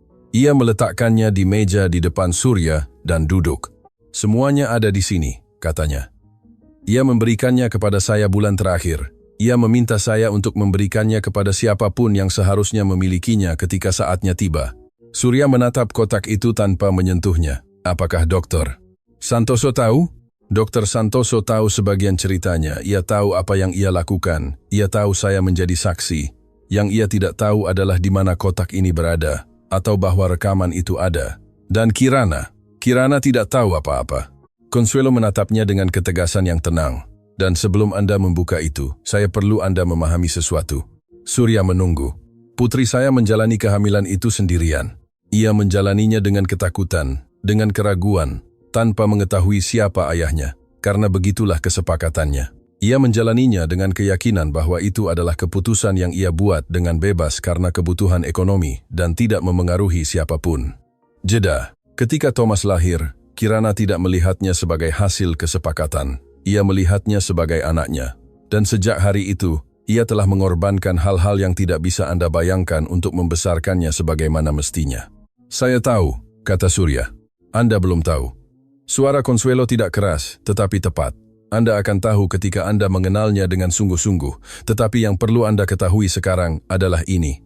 Apa yang ada di kotak itu mengubah hidup Anda dan juga mengubah hidupnya. Dan ketika itu terjadi, Kirana akan membutuhkan Anda untuk menjadi tipe pria yang Nita yakini Anda adalah. Karena jika Nita mempercayai rencana ini, itu karena ia mengenal Anda dan karena ia bertaruh bahwa Anda akan mampu melakukannya. Surya menatapnya. Apakah Anda pikir saya bisa? Consuelo mempelajarinya sejenak dengan tatapan orang tua yang telah melihat cukup banyak orang untuk membaca apa yang ada di balik apa yang ditampilkan. Saya pikir Anda sudah berbulan-bulan mencari sesuatu yang tidak Anda tahu milik Anda, dan ketika Anda menemukannya Anda tidak pergi, itu mengatakan sesuatu. Surya menunduk ke kotak, membukanya. Di dalamnya ada 3 barang, sebuah amplop manila dengan dokumen terlipat, sebuah buku catatan kecil sampul keras biru dengan halaman-halaman penuh tulisan rapat, dan sebuah ponsel tua dari jenis yang tidak lagi dibuat, dengan layar tergores dan baterai terisi dengan pengisi daya yang menjulur dari samping kotak. Surat-surat dulu, kata Consuelo. Rekaman di akhir. Surya mengambil amplop manila, membukanya perlahan. Di dalamnya ada 4 dokumen. Yang pertama adalah surat persetujuan medis yang ditandatangani oleh Nita dan Dr. Santoso, tertanggal 3,5 tahun lalu, yang menggambarkan dalam istilah klinis yang tepat prosedur pelestarian dan perjanjian substitusi. Yang kedua adalah kontrak pribadi antara Nita dan seseorang yang diidentifikasi hanya sebagai PR, dengan kesepakatan ekonomi, persyaratan kerahasiaan, dan klausul yang Surya baca 2 kali, Bagian PR menyatakan tidak memiliki minat untuk mengetahui identitas donor biologis ayah dan secara sukarela melepaskan klaim di masa depan atas identitas tersebut. Menjadi anak yang dihasilkan dari perjanjian ini diakui secara eksklusif sebagai anak PR. PR Kirana Puspita Aguilar. Dokumen ketiga adalah akta kelahiran Thomas Surya Puspita dengan nama lengkap yang Surya lihat untuk pertama kalinya. Nita memberinya nama anak itu tanpa memberitahunya kepada siapapun, tanpa Kirana tahu dari mana nama kedua itu berasal. Karena dalam kontrak hanya ada inisial dan tidak pernah nama lengkap. Surya memegang akta itu selama waktu yang tidak ia ukur. Ia memilih nama itu, katanya. Itu bukan pertanyaan. Itu adalah syaratnya, kata Consuelo. Sebelum menandatangani apapun, nama kedua harus seperti itu. Surya meletakkan akta itu di meja dengan sangat hati-hati, seolah-olah itu adalah sesuatu yang bisa pecah. Dokumen keempat adalah surat tulisan tangan dengan tulisan Nita yang segera ia kenali, meskipun sudah 2 tahun ia tidak melihatnya. Tulisan miring dengan I, tanpa titik dan G yang terlalu melengkung, yang baginya selalu merupakan tulisan tangan yang paling khas di dunia, karena tidak mungkin salah dengan yang lain. Surat itu terdiri dari 2 halaman. Surya membacanya dalam keheningan. Consuelo tidak menginterupsinya. Ia bangkit di suatu saat, pergi ke dapur, kembali dengan cangkir-cangkir yang terisi. Ia menemukannya masih membaca. Ia duduk dan menunggu. Ketika Surya selesai, ia melipat halaman-halaman itu dengan hati-hati, memasukkannya kembali ke dalam amplop dan menutupnya. Kemudian ia duduk dengan siku di atas meja dan kepala di tangannya selama waktu yang Consuelo hormati dalam keheningan. "Apakah Anda baik-baik saja?" tanyanya akhirnya. "Tidak," kata Surya dengan kejujuran yang hampir tidak pernah ia gunakan. "Tetapi saya akan baik-baik saja." Consuelo mengangguk. "Apakah Anda ingin membaca buku catatan itu?" "Tidak hari ini." Surya mengangkat kepalanya. "Hari ini saya tidak bisa lagi." "Baiklah." Buku catatan itu tidak terburu-buru. Consuelo menggeser ponsel lama itu ke arahnya. Rekaman itu. Surya menatap ponsel itu. Hanya ada 1 catatan suara, tersimpan di aplikasi. 5 menit 42 detik. Direkam dengan tanggal 3 tahun lalu, 5 minggu sebelum kematian Nita. Surya meletakkan ponsel di atas meja. Ia belum mengambilnya. "Apakah Anda sudah mendengarkannya?" "Ya." "Nita meminta saya untuk mendengarkannya, agar ia bisa mempersiapkan Anda ketika saatnya tiba." "Apa isinya?" Consuelo menyilangkan tangan di atas meja. Ia berbicara kepada Anda. Ia menjelaskan mengapa ia membuat keputusan yang ia buat. Ia meminta hal-hal, jeda, dan ia mengatakan sesuatu tentang Kirana yang perlu Anda dengar dari suaranya, bukan dari saya. Surya mengambil ponsel itu, menekan play, dan suara Nita memenuhi dapur kecil Brebes, seolah waktu telah berlalu. Dan ia duduk di kursi seberang dengan tangannya di atas meja, dan matanya yang jernih, menatapnya dengan campuran cinta dan keras kepala, yang telah mendefinisikan setiap percakapan penting yang mereka lakukan selama 12 tahun bersama. Surya tidak berbicara selama 5 menit 42 detik rekaman itu berlangsung. Consuelo juga tidak. Ketika selesai, ponsel itu diam, dan di dapur hanya terdengar angin di luar dan suara anjing di jalan yang menggonggong pada sesuatu yang tidak memiliki nama. Mata Surya berkaca-kaca. Ia tidak menangis. Oh, ya, ia menangis. Tetapi dengan cara pria menangis, yang belajar sejak dini bahwa menangis adalah kelemahan, yang hampir tanpa suara dan tanpa bergerak, dengan air mata yang mengalir sendiri, tanpa tubuh menemaninya. Consuelo meletakkan tangan di lengannya, tangan tua dengan pembuluh darah yang menonjol, yang sangat ringan, tetapi merupakan hal paling solid yang Surya rasakan dalam waktu yang lama. "Sudah," katanya, "hanya itu, dan itu sudah cukup." Kirana tiba 2 jam kemudian. Ia masuk melalui pagar dengan Thomas di tangan dan tas punggung di bahunya dengan ketergesaan khasnya dari seseorang yang selalu memiliki terlalu banyak hal untuk dilakukan. Ia berhenti mendadak saat melihat mobil hitam terparkir di depan rumah. Kemudian ia mengangkat pandangannya dan melalui jendela dapur, ia melihat siluet Surya duduk di meja di depan ibunya. Ia masuk perlahan. "Apa yang terjadi?" Suaranya tidak kasar. Itu adalah suara seseorang yang melihat adegan yang tidak ia mengerti dan merasakan di suatu tempat yang belum bisa ia namai, bahwa adegan ini menyangkutnya dengan cara yang belum ia ketahui. Consuelo menatapnya. "Duduklah, sayangku." "Ibu, apa yang terjadi?" "Duduklah." Thomas melepaskan tangan ibunya dan langsung menuju ke tempat Surya berada. Ia berdiri di depannya, menatapnya dengan keseriusan 2 tahun itu, lalu memanjat bangku kayu di samping kursi tanpa meminta izin. Ia duduk di sana di sampingnya, seolah itu adalah tempat alaminya di dunia. Surya menatapnya. Anak itu menatapnya balik. Kirana melihat itu, dan sesuatu bergerak di wajahnya, sesuatu yang belum pemahaman, tetapi pendahuluannya. Thomas tidak pernah melakukan itu pada orang asing. Tidak pernah. Ia adalah anak yang berhati-hati dengan orang yang tidak ia kenal, yang butuh waktu untuk mendekat, yang butuh waktu. Tetapi dengan pria ini, ia duduk di samping seolah mengenalnya seumur hidup. Kirana duduk di depan ibunya. "Ceritakan padaku," katanya. Dan Consuelo mulai berbicara. Rekaman. Consuelo berbicara selama 20 menit. Ia menceritakan semuanya dalam urutan yang benar, tanpa melewatkan bagian, tanpa melunakkan apa yang tidak bisa dilunakkan. Ia berbicara tentang Nita, tentang penyakitnya, tentang keputusan yang ia buat dalam keheningan. Ia berbicara tentang prosedur, tentang kontrak, tentang perjanjian kerahasiaan. Ia berbicara tentang mengapa ia menerima menjadi saksi, dan apa yang Nita minta ia lakukan sesudahnya. Kirana tidak menginterupsinya sekalipun. Ia mendengarkan dengan tangan datar di atas meja dan mata tertuju pada ibunya, dengan ekspresi yang berubah begitu perlahan sehingga sulit untuk melacaknya. Pertama kebingungan, lalu sesuatu yang mirip dengan ketidakpercayaan, lalu ketenangan yang bukan ketenangan, tetapi keadaan di mana tubuh menjadi ketika menerima terlalu banyak informasi sekaligus dan membutuhkan waktu untuk memproses sebelum bereaksi. Thomas tidak menyadari apapun. Ia menemukan sendok kayu di suatu tempat di dapur dan memukulnya pelan di tepi meja. Surya dengan lembut mengambilnya. Anak itu menatapnya, mengevaluasi apakah pantas untuk memprotes, memutuskan tidak, dan mulai memeriksa jari-jari Surya dengan keseriusan ilmiah yang sama seperti ia memeriksa Bougainville kemarin. Ketika Consuelo selesai, keheningan di dapur adalah jenis keheningan yang berat. Kirana menatap Surya. Ia menatapnya. "Apakah itu benar?" tanyanya, dan suaranya terdengar aneh, seolah keluar dari tempat yang lebih dalam dari biasanya. "Ya," kata Surya. "Anda tahu? Saya mengetahuinya pagi ini di sini, dengan apa yang ditunjukkan ibu Anda kepada saya." Kirana mengangguk sangat perlahan, menunduk ke tangannya di atas meja, lalu mengangkatnya ke Thomas, yang masih duduk di samping Surya, memeriksa jari-jarinya dengan konsentrasi mutlak. "Thomas," katanya dengan suara yang mencoba normal, tetapi tidak sepenuhnya sampai. Anak itu mengangkat pandangannya. "Kemarilah." Thomas turun dari bangku dan pergi ke ibunya. Kirana mengangkatnya dan memeluknya erat-erat, wajahnya tenggelam dalam rambut gelap anak itu dan memejamkan mata selama waktu yang lama. Surya menatap ke jendela. Consuelo menatap tangannya. Ketika Kirana mengangkat kepalanya, matanya berkaca-kaca tetapi kering. Ia meletakkan Thomas di lantai. Anak itu kembali ke sendok yang Surya tinggalkan di tepi meja. "Mengapa Anda tidak memberitahu saya siapa ayahnya?" tanya Kirana menatap ibunya.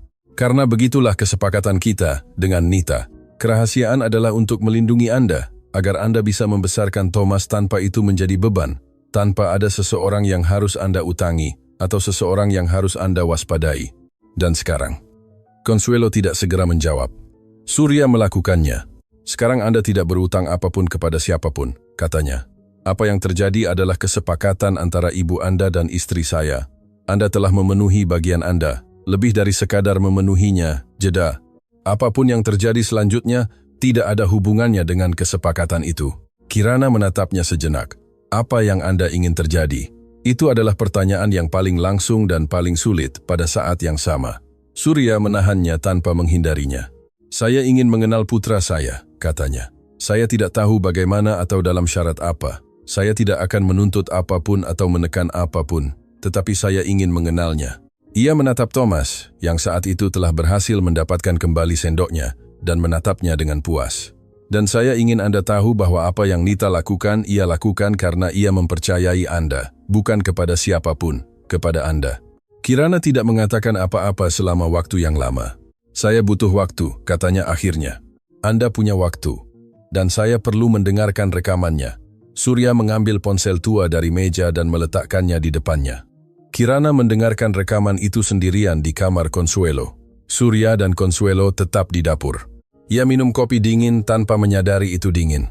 Consuelo merajut sesuatu yang kecil dengan tangannya, tanpa terburu-buru, dengan jenis konsentrasi yang sebenarnya, adalah cara untuk memberi ruang bagi keheningan untuk melakukan pekerjaannya. 20 menit berlalu. Ketika Kirana keluar dari kamar, wajahnya basah dan matanya merah. Dan ia berjalan seperti seseorang yang baru saja melewati sesuatu yang berat dan belum tahu betul bagaimana ia berada di sisi lain. Ia meletakkan ponsel di atas meja, duduk. Surya tidak mengatakan apa-apa. Consuelo juga tidak. Thomas pergi ke ibunya dan meletakkan tangannya di lututnya, yang merupakan caranya bertanya apakah ia baik-baik saja. Kirana meletakkan tangannya di atas tangannya. Ia adalah orang baik, kata Kirana akhirnya. Itu bukan pertanyaan atau penghakiman. Itu adalah konfirmasi sederhana dari seseorang yang baru saja mengenal seseorang melalui suaranya dan sampai pada kesimpulan itu tanpa ada yang memberitahunya. Ya, kata Surya. Ia memanggil saya dengan nama saya di rekaman. Ia memanggil saya dengan nama saya. Kirana menatapnya. Saya tidak mengharapkan itu. Saya juga tidak mengharapkan banyak hal dari pagi ini. Kirana menghela napas, menatap ibunya. Mengapa Anda menunggu begitu lama? Karena ia memintanya, kata Consuelo. Ia mengatakan bahwa kita harus menunggu sampai saatnya tepat. Bahwa jika terlalu dipaksakan terlalu dini, itu bisa berakhir buruk bagi semua orang. Dan sekarang saatnya tepat. Saya rasa waktunya terbentuk sendiri, kata Consuelo dengan kebijaksanaan orang yang telah belajar bahwa tidak semua hal bisa direncanakan. Ia mulai bertanya. Anda mulai sedikit lebih percaya, dan saya semakin tua, Kirana. Saya tidak ingin pergi tanpa melakukan apa yang diminta kepada saya. Kirana menatap ibunya. Anda tidak akan pergi kemanapun. Semua orang pergi ke suatu tempat. Perbedaannya adalah, apakah kita meninggalkan segalanya dalam keadaan rapi. Surya mendengarkan itu dan sesuatu di dadanya mengencang dengan cara yang ia kenali. Itu adalah beban yang sama yang ia rasakan di rumah sakit malam Nita meninggal. Beban spesifik untuk memahami bahwa waktu tidak bisa dinegosiasikan, dan ada hal-hal yang tidak bisa ditunda tanpa batas. Nyonya Consuelo, katanya, bolehkah saya membawa dokumen-dokumen itu? Itu milik Anda. Nita memberikannya kepada saya untuk diberikan kepada Anda. Dan buku catatan itu. Buku catatan itu saya biarkan Anda miliki ketika Anda membutuhkannya. Consuelo menatapnya. Masih ada hal-hal yang harus Anda lakukan sebelum Anda siap membacanya sepenuhnya. Surya tidak bertanya hal-hal apa. Sesuatu mengatakan padanya bahwa ia akan mengetahuinya. Ia keluar dari rumah Brebes pada tengah hari. Sebelum naik mobil, Thomas berlari keluar mengejarnya hingga ke pagar. Surya berjongkok sejajar dengannya.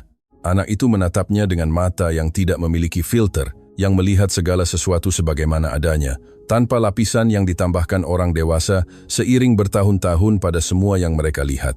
Selamat tinggal, kata Thomas, dengan tawa yang mencapai, yang membuat terdengar seperti selamat tinggal. Selamat tinggal, kata Surya. Anak itu mengangkat tangannya. Surya juga mengangkat tangannya. Gerakan yang sama seperti pertama kali di depan taman yang tak satu pun dari mereka lupakan, meskipun tak satu pun dari mereka mengatakannya. Surya naik mobil, menyalakan mesin. Kali ini ia memang melihat kaca spion. Thomas masih berdiri di samping pagar dengan sendok kayu di tangannya, menatap mobil yang menjauh dengan keseriusannya yang sebenarnya adalah sesuatu yang lain. Itu adalah kasih sayang. Kasih sayang anak 2 tahun yang belum tahu cara menamainya, tetapi mengenali orang-orang penting dengan ketepatan yang hilang seiring waktu pada orang dewasa. Surya mengemudi dalam keheningan selama setengah jam, kemudian mengeluarkan ponsel hands-free dan menelepon Dr. Ernesto Santoso. Dokter menjawab pada dering ketiga. Surya, sungguh kejutan? Apa kabar? Saya perlu kita bertemu hari ini sore ini. Suara Surya adalah suara keputusan penting, tanpa kehangatan atau kedinginan, hanya arahan. Ini mendesak dan pribadi. Jeda dari sisi lain. Tentu saja, pukul 4 di kantor saya akan ada di sana. Ia menutup telepon. Ia terus mengemudi. Jalan tol terbuka lurus ke barat. Dan kota kembali muncul di Cakrawala seperti biasa, luas, abu-abu, penuh orang yang tidak tahu apa yang baru saja ia ketahui. Di kursi penumpang, kotak karton dengan nama Nita, tertulis spidol hitam, melakukan perjalanan dalam keheningan.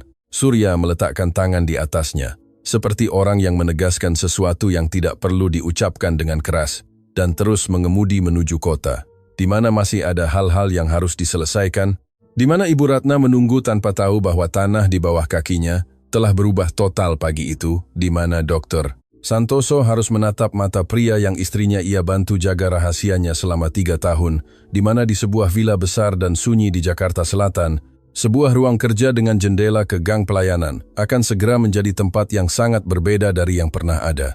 Intervensi. Ibu Ratna. Kelanjutan. Di kantor Dr. Ernesto Santoso di Menteng, bangunan yang berbau uang tua dan keputusan yang dibuat dengan suara pelan. Surya tiba pukul 4 tepat. Dokter menunggunya berdiri di samping meja dengan postur seorang pria yang tahu bahwa percakapan yang akan datang tidak akan nyaman. Ia berusia 58 tahun, rambut abu-abu disisir ke belakang, tangan seorang ahli bedah yang dalam keadaan istirahat selalu tampak siap untuk melakukan sesuatu. Ia telah menjadi dokter keluarga Cakrawala selama 15 tahun. Ia hadir pada malam Nita meninggal. Mereka berjabat tangan, mereka duduk. Surya meletakkan kotak karton di atas meja. Dr. Santoso menatapnya. Ia mengenali tulisan di tutupnya. Sesuatu di wajahnya bergerak. Anda sudah ke Brebes, katanya. Pagi ini Consuelo memberitahu Anda segalanya. Semuanya yang ia tahu. Yang masih perlu saya ketahui adalah apa yang akan Anda katakan sekarang. Dokter menghela napas. Ia bersandar di kursi dengan beban seseorang yang telah lama membawa sesuatu yang tidak lagi terasa berat seperti awalnya, tetapi juga belum hilang. Nita memintanya sebagai bantuan pribadi, katanya. Setelah 15 tahun saya tidak bisa menolaknya. Jeda. Dan karena saya pikir ia benar, bahwa jika saya mengatakannya, Anda akan menutup diri bahwa Anda perlu menemukannya sendiri. Anda memfasilitasi prosedur. Saya mengkoordinasikannya, kliniknya, kesepakatannya, dokumennya. Saya memastikan itu legal dan Kirana Puspita terlindungi. Dan ketika Nita meninggal, mengapa Anda tidak memberitahu saya? Dokter. Santoso menatapnya karena ia melarangnya secara tegas. Ia mengatakan bahwa jika saya memberitahunya, Anda akan menerimanya sebagai informasi medis dan memprosesnya sebagai informasi medis. Dingin, teratur, terkontrol, dan itu bukan yang dibutuhkan anak itu. Ia perlu Anda mencapainya ketika Anda sudah merasakannya, bukan ketika seseorang menjelaskannya kepada Anda. Surya tidak menjawab karena ia tahu, dengan kejujuran yang tidak nyaman tentang mengenal diri sendiri, bahwa Nita benar. Isabella, apakah ia tahu sesuatu tentang ini? Tanya Surya. Dokter ragu. Hanya sedetik, tetapi Surya membacanya. Isabella Fuentes menghubungi saya 8 bulan lalu, tak lama setelah ia mulai bekerja sebagai koordinator di rumah Anda. Dokter. Santoso menyilangkan tangan di atas meja. Ia mengatakan bahwa ia menemukan kecocokan tanggal di catatan staf yang ia anggap aneh. Masuknya Kirana Puspita, usia anak itu, nama belakang di akta kelahiran. Surya terdiam sangat tenang. Apa yang ia inginkan? Konfirmasi. Ia ingin tahu apakah anak itu memiliki hubungan biologis dengan Anda. Dokter menunduk. Saya tidak memberinya informasi klinis. Saya tidak bisa, tetapi saya juga tidak menyangkalnya dengan keyakinan yang cukup, dan ia cerdas dengan apa yang tidak saya katakan cukup. Jadi Isabella tahu. Ia mencurigainya dengan cukup pasti untuk menggunakannya sebagai alat tawar. Ia meminta saya bahwa jika Anda pernah bertanya, saya akan mengatakan bahwa prosedurnya adalah kesalahan Nita, bahwa keputusan itu dibuat dalam keadaan penurunan mental yang disebabkan oleh penyakit, bahwa anak itu tidak relevan secara hukum. Keheningan di kantor adalah jenis yang berat seperti batu. Dan Anda menerimanya? Ia mengatakan bahwa jika saya tidak menerima, ia akan melaporkan prosedur tersebut ke Dewan Medis karena penyimpangan dalam persetujuan. Dokter. Santoso mengangkat pandangannya. Saya tahu itu bukan alasan. Saya tahu saya seharusnya datang dan memberitahu Anda segera. Saya sudah 8 bulan tidak tidur nyenyak karenanya. Surya bangkit, menuju jendela. Jalanan Menteng di luar dengan lalu lintas sore yang tenang dan mahal, tidak memberitahunya apa-apa.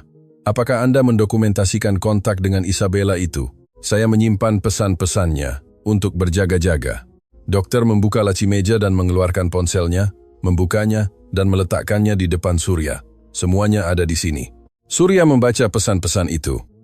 3 pertukaran berbeda dalam 8 bulan. Yang terakhir dari 3 minggu lalu, di mana Isabella bertanya, apakah Surya baru-baru ini bertanya? Dan dokter menjawab dengan alasan menghindar yang ia tafsirkan sebagai konfirmasi. Surya mengambil ponsel dokter, membuka kamera dan memotret setiap layar. Saya akan membutuhkan Anda untuk menandatangani pernyataan tentang semua ini. Apapun yang Anda butuhkan, dan saya akan membutuhkan catatan prosedur. Lengkap, saya menyimpannya, saya selalu memilikinya. Dokter menatapnya.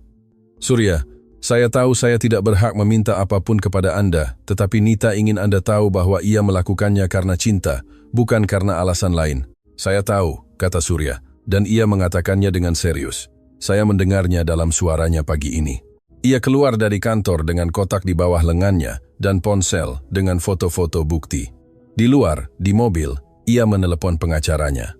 Percakapan berikutnya dengan Isabella tidak akan dilakukan secara pribadi.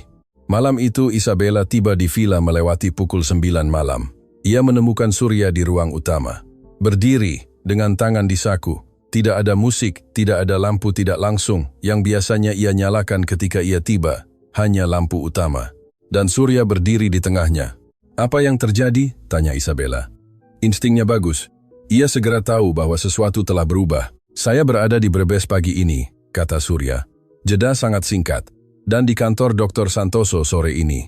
Isabella tidak bergerak, tetapi sesuatu dalam posturnya mengeras, seperti penyesuaian tak terlihat dari seseorang yang memindahkan berat badan dari satu kaki ke kaki lain untuk keseimbangan yang lebih baik sebelum apa yang akan datang. Surya berkata dengan suara lembut dan masuk akal yang ia gunakan ketika ia ingin mengarahkan percakapan ke arah yang menguntungkannya. Saya tidak tahu apa yang mereka katakan kepada Anda. Tetapi ada konteks yang saya miliki pesannya, Isabella, jeda. Pesan di mana Anda meminta Ernesto Santoso untuk berbohong kepada saya. Jika saya bertanya, di mana Anda menggunakan ancaman pengaduan untuk membungkamnya, di mana Anda sudah 8 bulan tahu bahwa Thomas adalah putra saya dan memilih untuk mengubur informasi itu agar tidak kehilangan apa yang telah Anda bangun di sini. Isabella menatapnya.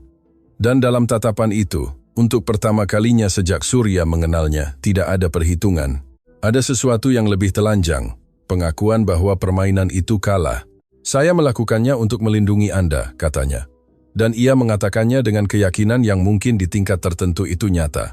Anda tidak melakukannya untuk melindungi saya. Anda melakukannya untuk melindungi diri Anda sendiri, Surya. Komitmen itu berakhir. Ia mengatakannya tanpa kekejaman dan tanpa drama. Dengan kejelasan yang sama seperti ia menutup kontrak. Besok bicaralah dengan pengacara Anda. Pengacara saya sudah punya semuanya. Isabella tidak menjawab. Surya mengambil kotak karton dari sofa dan menuju ruang kerja. Ia tidak keluar lagi malam itu. Putusnya pertunangan. Berita tentang putusnya pertunangan itu menyebar di lingkaran sosial Cakrawala. Seperti semua berita di dunia itu, cepat, terdistorsi, dan dengan banyak versi berbeda dari hal yang sama. Apa yang Isabella tidak harapkan adalah kecepatan. Surya telah berbicara dengan pengacaranya malam itu. Pada tengah hari keesokan harinya, pengembalian cincin telah diformalkan, kesepakatan pra-pernikahan dibubarkan, dan surat bersertifikat telah dikirim ke alamat Isabella dengan salinan untuk firma hukum yang ia gunakan. Semuanya bersih, semuanya terdokumentasi, semuanya tertutup sebelum ia sempat menyiapkan narasi alternatif. Isabella tetap mencobanya. Ia menelepon 3 orang dari lingkaran dekat Surya. Ia mengatakan bahwa itu adalah keputusan impulsif, bahwa ada seorang karyawan rumah tangga yang terlibat, bahwa Surya tidak baik-baik saja sejak kematian Nita dan membutuhkan dukungan. Ia menggunakan kata-kata yang tepat dalam urutan yang benar, dengan nada yang benar. Ia pandai dalam hal itu. Masalahnya adalah 3 dari 3 orang itu menelepon Surya secara langsung untuk menanyakan bagaimana kabarnya, dan Surya memberitahu mereka kebenarannya. Tidak semua kebenaran, belum, tetapi cukup, bahwa ia telah menemukan bahwa Isabella telah menyembunyikan informasi penting selama 8 bulan dan telah menekan dokternya yang terpercaya untuk menyimpannya dalam kegelapan, bahwa pertunangan itu tidak berakhir karena dorongan, tetapi karena bukti. Panggilan ke Isabella perlahan berhenti hingga berhenti. Itu terjadi pada hari keempat ketika Isabella melakukan kesalahan yang tidak diantisipasi Surya. Kirana sedang bertugas malam ketika Isabella muncul di pintu masuk belakang melewati pukul 10 malam. Lucia Mendoza tidak tahu cara menghentikannya. Isabella belum secara resmi diberhentikan dari jabatan apapun karena proses administrasi selalu lebih lambat daripada proses pribadi. Ia menemukan Kirana di koridor sayap timur. Saya perlu bicara denganmu, kata Isabella. Kirana menatapnya. Kita tidak punya apa-apa untuk dibicarakan. Anda benar kita bukan teman. Tetapi kita punya kesamaan. Kita berdua akan kehilangan jika Surya terus berjalan di jalur ini. Saya tidak akan kehilangan apapun. Suara Kirana tenang, tetapi tegas. Suara seseorang yang telah menghabiskan berhari-hari memproses hal-hal yang sangat berat dan telah keluar dari sisi lain lebih kuat. Saya tidak punya komitmen yang rusak atau kebohongan yang terdokumentasi. Saya hanya punya pekerjaan dan seorang putra. Putra itu, kata Isabella, merendahkan suaranya, adalah alasan mengapa Surya akan menuntut hak-hak yang tidak bisa Anda tolak di pengadilan. Ia punya sumber daya yang tidak Anda miliki. Dan ketika ia menggunakannya, Anda akan mengerti bahwa apa yang saya lakukan sebenarnya juga melindungi Anda. Kirana menjadi sangat tenang. Surya bukan pria seperti itu, katanya akhirnya. Semua pria adalah pria seperti itu ketika uang dan darah menjadi taruhan. Anda mengenal jenis pria yang sangat spesifik, Kirana menatapnya. Saya mengenal yang lain. Isabella mengubah nada suaranya, membuatnya lebih lembut, hampir menenangkan.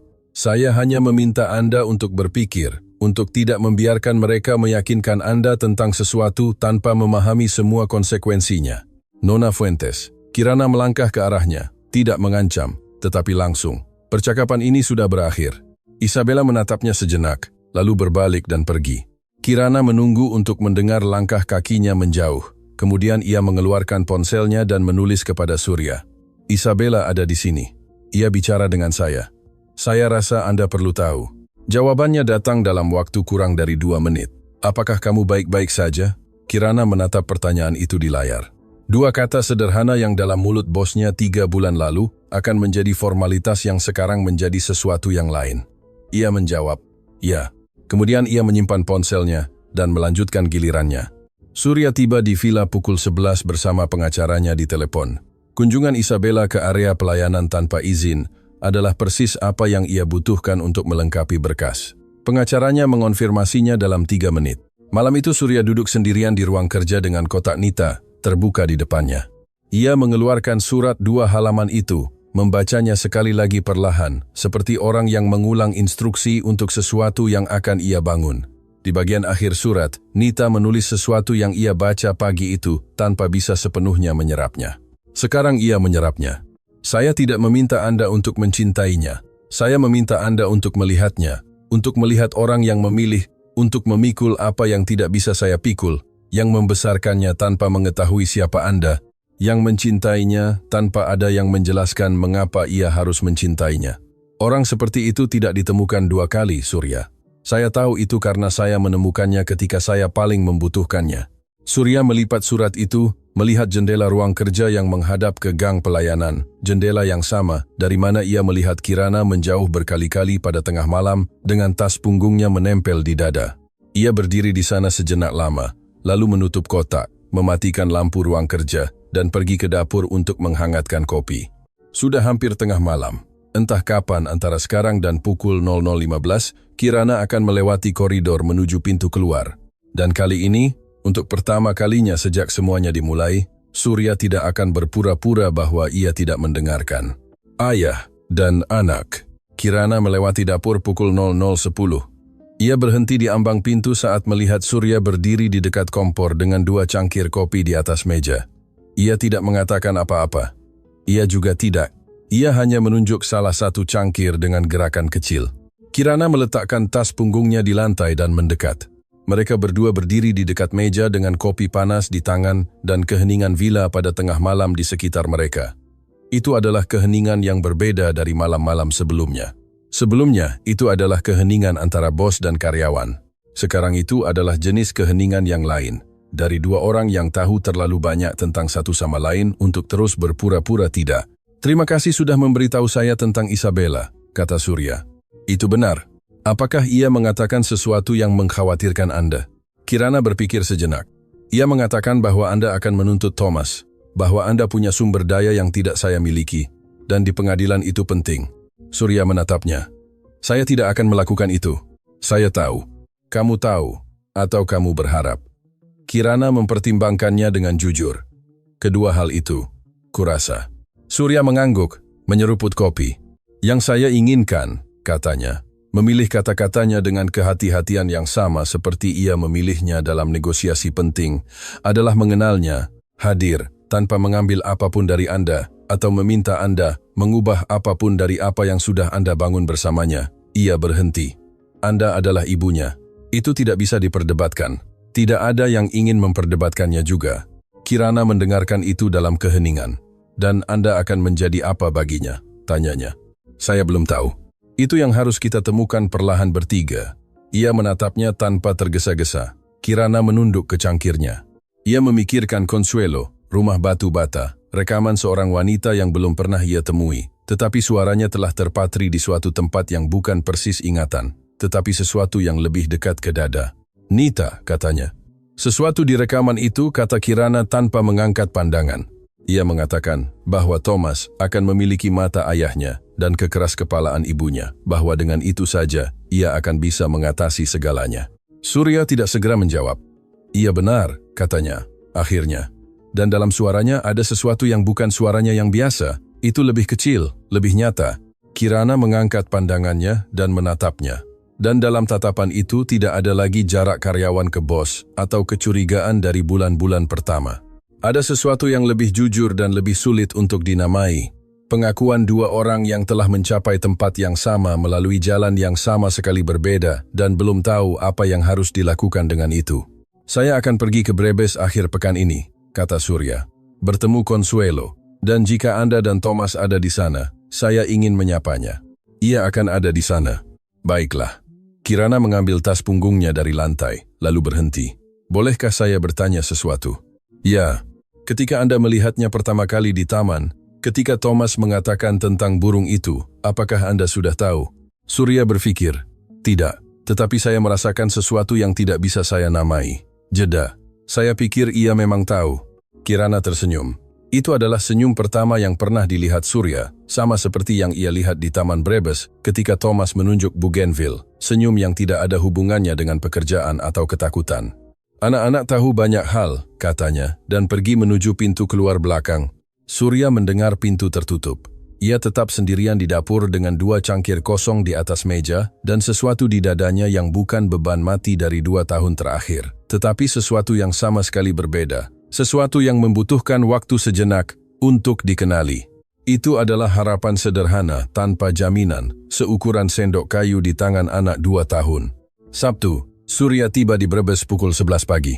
Ia memarkir mobil di depan pagar hijau, turun dari mobil, dan sebelum ia bisa mengetuk, pagar terbuka sendiri dari dalam. Thomas berada di sisi lain dengan kaki telanjang di tanah taman dan bola merah di bawah lengannya. Ia menatapnya, lalu melangkah ke arahnya, mengangkat tangannya dan menunggu. Surya berjongkok, mengangkatnya. Thomas meletakkan tangannya di wajahnya dengan kepercayaan mutlak anak-anak yang memutuskan bahwa seseorang bisa dipercaya dan tidak perlu informasi lagi.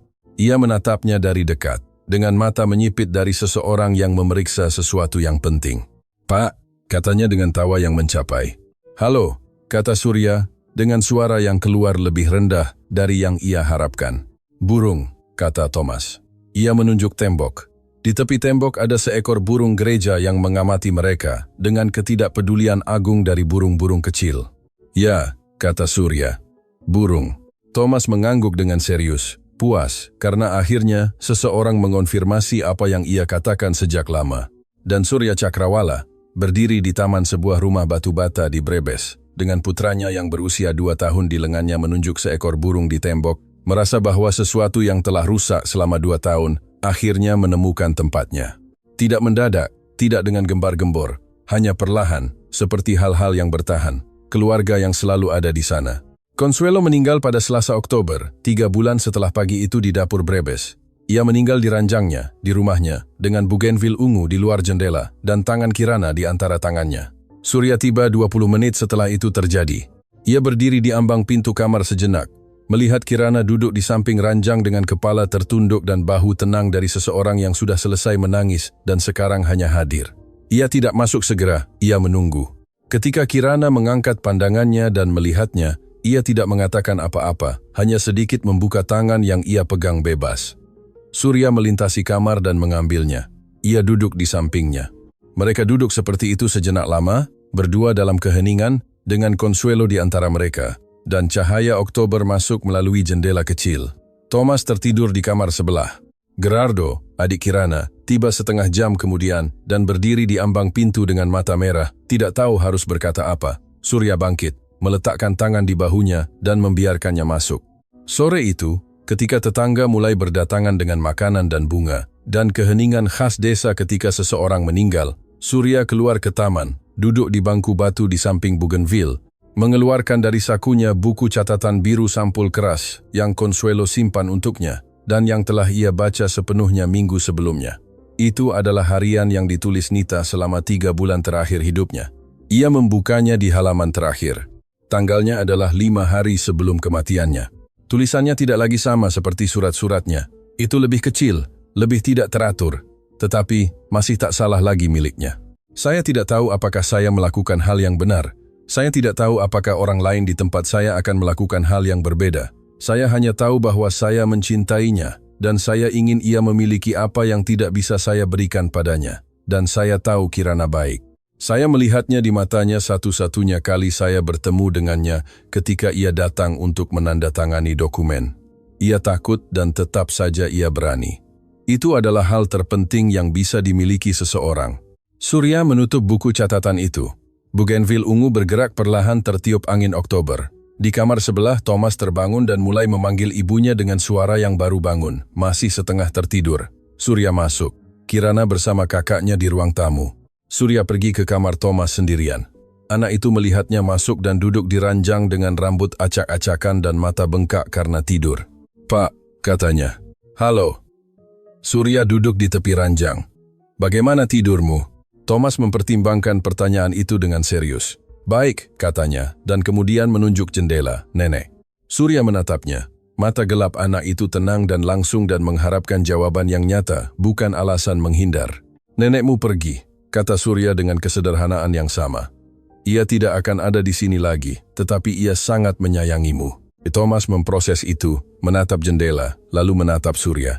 "Dan Anda?" "Saya akan ada di sini." Anak itu mengangguk seolah itu sudah cukup, seolah itu semua yang perlu ia ketahui. Ia memanjat ke pangkuan Surya, dengan kebiasaan seseorang yang telah melakukannya 100 kali, meskipun sebenarnya belum genap 4 bulan sejak mereka bertemu. Surya merangkulnya dan mereka berdua menatap jendela dengan cara yang sama, dengan mata terbuka dan tanpa terburu-buru. Kirana masuk ke kamar beberapa menit kemudian, mereka berdua seperti itu, tidak mengatakan apa-apa sejenak, lalu pergi dan duduk di sisi lain Thomas di ranjang. Anak itu berada di antara mereka berdua dengan kepala bersandar di dada Surya dan tangan digenggam oleh Kirana. "Terima kasih sudah datang," kata Kirana. "Tidak ada tempat lain untuk berada." 6 bulan kemudian, seorang hakim di Jakarta menandatangani pengakuan hukum ayah dari Surya Cakrawala atas Thomas Surya Puspita. Tidak ada konflik, tidak ada pengadilan yang memusuhi atau pengacara yang bertengkar. Itu adalah prosedur tenang selama setengah jam, dengan dokumen yang beraturan dan Kirana serta Surya duduk berdampingan di depan meja hakim. Ketika mereka keluar ke tempat parkir pengadilan, Thomas menunggu bersama Gerardo di samping mobil. Ia berlari ke arah mereka segera setelah melihat mereka, dengan cara larinya yang masih lebih jatuh daripada berlari. Surya mengangkatnya. Thomas mengambil wajahnya di tangannya seperti biasa. "Sudah?" tanya anak yang sudah hampir bisa mengucapkan huruf R dengan baik. "Sudah," kata Surya. "Kamu sudah jadi ayahku." Surya menatapnya. Mata gelap dan langsung dan tenang itu yang 3 tahun lalu Nita bayangkan tanpa bisa melihatnya, sudah jadi ayahmu. Thomas mempertimbangkannya sejenak. Kemudian ia mengangguk dengan keseriusan seseorang yang menyelesaikan urusan penting. "Baik," katanya. Dan ia menyandarkan kepalanya di bahu Surya dengan kebiasaan yang sama seperti yang ia lakukan sejak hari pertama. Kirana berdiri di samping mobil, menatap mereka. Di wajahnya tidak ada kesedihan atau kelegaan atau salah satu emosi besar yang orang harapkan.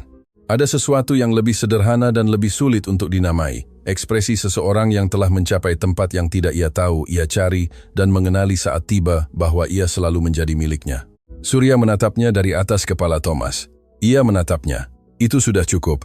Di luar pengadilan, pada pagi April dengan matahari masuk secara horizontal di antara gedung-gedung Jakarta, sebuah keluarga yang Nita Cakrawala bangun dengan cinta dan kekeraskepalaan dan kepastian bahwa orang-orang baik bertemu, meskipun dunia menempatkan semua rintangan yang mungkin, menyelesaikan pengenalan diri mereka tanpa suara, tanpa pidato, dengan seorang anak berusia 2,5 tahun yang sudah hampir bisa mengucapkan huruf R dengan baik, dan yang memiliki mata ayahnya dan kekeraskepalaan ibunya, persis seperti yang ia katakan.